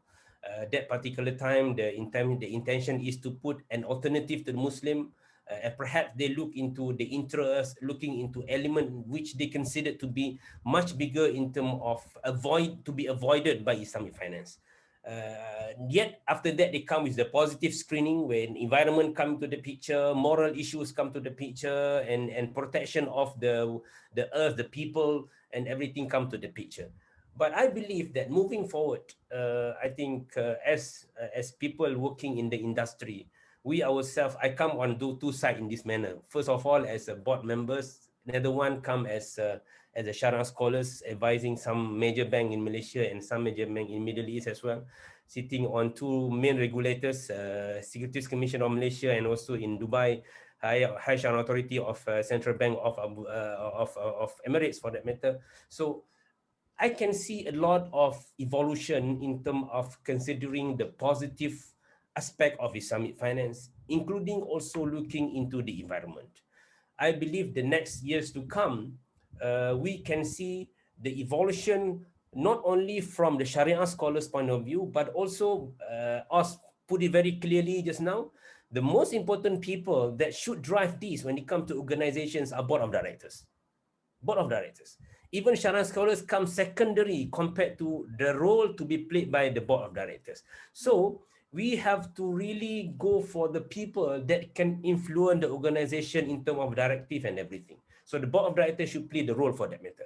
Sharia scholars come to, to help on the understanding what the Islamic philosophy in terms of environment, protection of environment, what should be considered, what should not be considered, and also to drive the board. But at the end of the day, the decision still rests with the board. Hence, and make the board understanding on their role and not only considering there is no trade-off, but we have done the study a little bit that if we move into environment, there may be a hiccup into our top line for that matter. And it will impact also our bottom line for a certain period, for a short period of time before it can come back again. So how the board should be responsible into looking into the matters. That's why we see evolution. Yeah. And certain areas it's difficult for Islamic finance to look at it from that angle. I mentioned just now about vehicle financing. We want to become to be concerned about environment. Vehicle financing sitting as one of big asset on our balance sheet.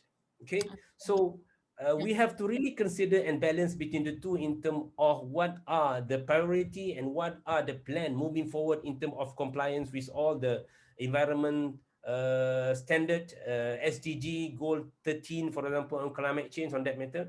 We have to balance between the two, moving into climate management. At the same time, that would not affect that much in terms of the balance sheet of the Islamic Bank for that. Absolutely. That's my point of view. Excellent. Thank you very much. Now, I've just been given the heads up for 15 minutes. That's okay. We'll make full use of it. So Blake, as promised, I'm going to go to you in terms of addressing that question, but also giving us some very actionable points. So it says, what are the top 3 pressing risks that Islamic financial institutions need to address? And with that, ideally, we'll get some very actionable points that we can take away from this panel as well, in terms of the top 3 risks. I think for the Islamic banks, the point about vehicle financing is absolutely right on. It's a very high emitting sector. There's policy frameworks that are pushing towards the end of internal combustion engines for major economies in the next 10 to 15 years. So figuring out how to fill that portion of the balance sheet while transitioning to a low carbon economy is a big risk for a lot of Islamic financial institutions, because vehicles are a tangible asset, relatively easy to finance in a Sharia compliant way. I think the other point is not not losing track of that that values basis that Islamic banks should have should be in a more advantageous position to tackle this. And sort of lurking in the behind the scenes on that is that the regulators are starting to work through the issue. So I mean, getting boards to understand that the more proactive they are, the more time they have to prepare for pretty much what has been signaled is coming down the pike from regulators, with TCFD currently largely being voluntary, but signals in different markets that they're moving through the Basel, the sort of the tiers of the Basel regulation. They're starting with disclosure. They're going to move on to stress testing, and the Basel Committee has a climate risk committee that's working on looking at how green versus unsustainable activities affect capital requirements down the line. So I think the roadmap is clear. There's an opportunity that Islamic banks have uniquely in terms of coming from that values perspective. And then I think the final risk is there's a lot of data, and this was mentioned in the first panel as well. There's a lot of data. We can't necessarily wait for all the data to be in, but we also can't wait to start collecting that data and analyzing what data there is. And banks have much greater visibility about their own risk exposures than external stakeholders, whether it's investors, and they have a limited viewpoint on some of the key risks. But banks need first and foremost sort of understand it, commit to reporting, commit to that disclosure, the voluntary disclosure for now under TCFD, and improve that over time to better quantify the risks that they face, aligned with SASB metrics, along with sort of evolving guidance of regulatory stress tests and how they're being performed. Get familiar with that scenario analysis, and not being familiar with those, particularly for Islamic banks that tend to be smaller, or maybe not. If they're financing more vehicle finance, they may not be as sort of ready for the climate risk assessment if they're working under a group sustainable finance policy. So figuring out how they can find areas that they're unique from their group in terms of their risks, and start working to address that. Excellent. Yes, and so absolutely, I think, and from as Blake has said, there's lots of data and irrefutable facts that are definitely pointing to everything that he has just mentioned. And I would refer you to the studies that he mentioned in order to really dive a little bit deeper into that.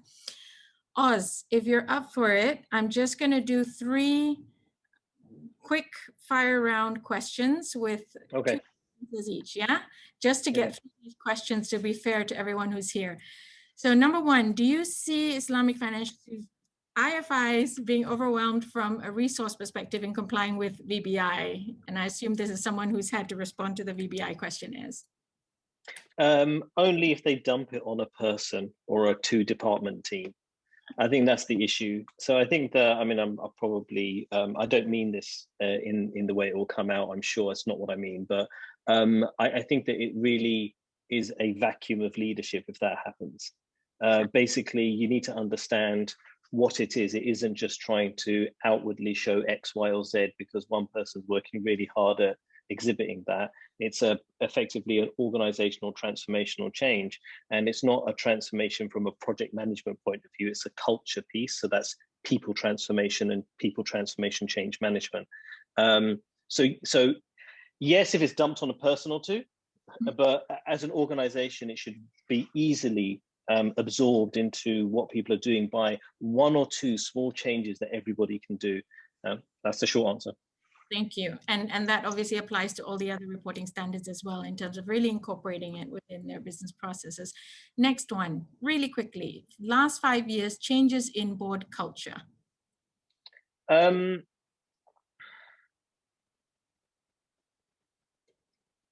a really hard one because I don't think that there has been, sorry?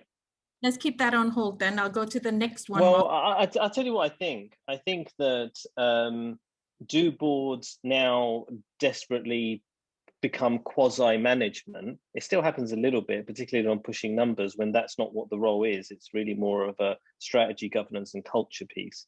Do I think that boards, at least in IFIs and what I've experienced, so on and so forth, really get involved in truly their responsibilities for strategy, governance, and culture? No, when it comes to sustainability, not really. I think that what most boards currently struggle with is the following. Again, this may sound a bit controversial. They struggle with people who were executives making a transition to becoming a board member. They struggle with that. They struggle with, therefore, that's the point around empowerment. And I think they also struggle with the amount of time that they can dedicate to the constant changing trends that are now happening, because the one thing that is constant is change these days. And I think that that's an issue around having dedicated corporate secretary support and kind of structured development plan for board of directors. That's what I kind of see. A bit controversial, but that's what it is. No, absolutely, Frank. And I think that that's why we're all here today. And that's why it's so important that we gather under climate governance to actually talk about board representation. Thank you very much. Dr. Aznan, one quick fire question for you, if I could, 2 sentences in response. Does the retail market need to identify greater links between Shariah and ESG so that investors are happier to invest? Sorry, you're on mute. Simple answer, yes. To be frank, I believe that we need to identify a more link between the Shariah compliant products and the ESG from Shariah point of view. Even though we have that kind of thing, but I believe that we have to make it more attractive to investors, as well as more attractive to the demand side and supply side as well. How for us to put that into our banking community, for example, to ensure that when they do all those consideration, they will still progress with their growth as usual and everything. I totally agree with us. I mean, it's very hard to see how the board should react when it comes to a lot of other things. I mean, being a member myself, time is always a problem that we face, and also balancing between dollar and cents, and also looking into the healthiness of the balance sheet, as well as looking into areas which we see SDG goals, for example, ISRI, and all those ethical and everything. I think that's a very important thing on how for us to strike the balance between the two. I think it's evolving. I mean, the board members, in terms of their understanding of the matters, I mean, evolving and to me improving from time to time, in my opinion. Excellent. Thank you very much for that. So that brings us to the last 5 minutes of our panel. It's fascinating, and I'm sure we could go on and on. I will go around, and if, as discussed, if each of you could give maybe some very actionable comments to the attendees here today in terms of what can they do immediately to incorporate climate considerations and risks and opportunities into their businesses tomorrow. I'll probably stay with you, Dr. Aznan, and start with you in terms of just a quick 2-minute wrap up. Okay, I put in terms of point for us to the first one is your board. This is the most important one in terms of Islamic financial institution. So the board must identify, must be able to first of all, how to make the board accountable for climate assessment. That's the most important thing. For the time being, I don't see that thoroughly. I mean, we put certain brainstorming on that matter, but yet I have not seen this as one of the board responsibility, not from regulatory point of view, not even from the supply side point of view, but the first one. Second one is the right composition of the board. I don't see, I have studied the numbers of the board members as in Islamic banks in Malaysia. And I believe that we need to put more of people with knowledge about environment, climate risk, and so forth, which we don't have. Third one is how for us to make an agenda in the board meeting, integration, climate consideration on the board. That's the third one. The first one is how for us to be able to one thing that regulators may want to look into, which is reporting and disclosure. Reporting and disclosure. That from board point of view. From Islamic finance point of view, there are three things which I think important for Islamic finance to start considering. The first one is mitigating and adaptation of climate change. When we talk about climate change, there are about two things. It's about mitigation and about adaptation. How for us to be able to put the climate risk and assessment, not only from reputational point of view, now we are looking at it from reputational point of view, but also from financial risk point of view, which is very important for us to look into. Second one is incentivification, how for us to intensify people for do that. The last one is how for us to be able to finance project that of low carbon emission nature, and also project that can improve the climate. Green project, for example, the International Energy Agency, for example, estimate that an average of $3.5 trillion per annum in energy sector investment is required to limit the rise in global temperatures to below 2 degrees Celsius by the end of the century. So a lot of things need to be done when it comes to doing that, how for us to mitigate and adapt, how for us to be able to anticipate people, and most of them think how for us to grab on the opportunity in terms of financing climate risk or climate finance for that matter. Thank you very much. Very well put with those 3 points. Thank you, Aznan. Blake, if I could go to you for your final words. Yeah, I think that the most important thing is to, if you haven't been asked about it yet, assume that you're going to be asked by investors about TCFD reporting and when that will be, when you'll be doing that, and then work backwards from there, focusing on the most material issues in terms of looking specifically at the issue of customers and financed emissions, and work back in terms of figuring out what data you need, what time frame you can report, and then continuous improvement, because there's so much depth that can be gone into, but it has to really start from that materiality perspective, and you have to start doing it. Sort of the most important thing. Absolutely. Excellent point. Starting from materiality, absolutely, and I think that's a great call to action for everyone. Oz, can we close up with you? Oh, thank you. Look, I think everything has been said, but I would like to re-emphasize what Blake just said. If there was one thing that the board audit committee should do right now is make mandatory the task force related TCFD, especially for FIs, and there's others we can use, but go with that one. The only other thing I would add on to that is the NRC making sure that in pay and rations across all executives, and certainly across key executives, that there is pay and rations against sustainability metrics. There's a list we could go down. If you do those two things right now, this year, you'll see a huge change within 12 to 24 months. Excellent. And there we have it, folks, from folks who have walked the walk and true actionable comments that we can take and implement immediately. With that, I'd like to thank you very much, the three esteemed speakers, Dr. Aznan, Blake, and Oz, and it was truly a pleasure to talk with you. Next up, participants, I'd like to pass you on to Mr. Shakib, the CEO of Islamic Markets, to give us some closing statements. Thank you very much for the opportunity. Thank you. Bismillah ar-Rahman ar-Rahim. Assalamu alaikum wa rahmatullahi wa barakatuh. Thank you so much, everyone. And we are so grateful to have you all today with us and joining this important discussion that we've had. As Margie mentioned, I'm Shakib Sakhlain. I'm the CEO and founder of IslamicMarkets.com. As most of you will know, we are a global platform for the Islamic economy, providing financial intelligence, collaboration tools, and learning for the Islamic financial market. To our speakers today who have generously shared their time and insights, thank you so much for joining this session and this agenda. You have shared some invaluable insights with us and calls to action today. My hope is that every single one of us, whether those have joined this session live today or those that will be watching the recordings later on in IslamicMarkets.com, will feel motivated and spurred to take action and we're able to manage the huge financial risks that we face at the moment in this existential crisis.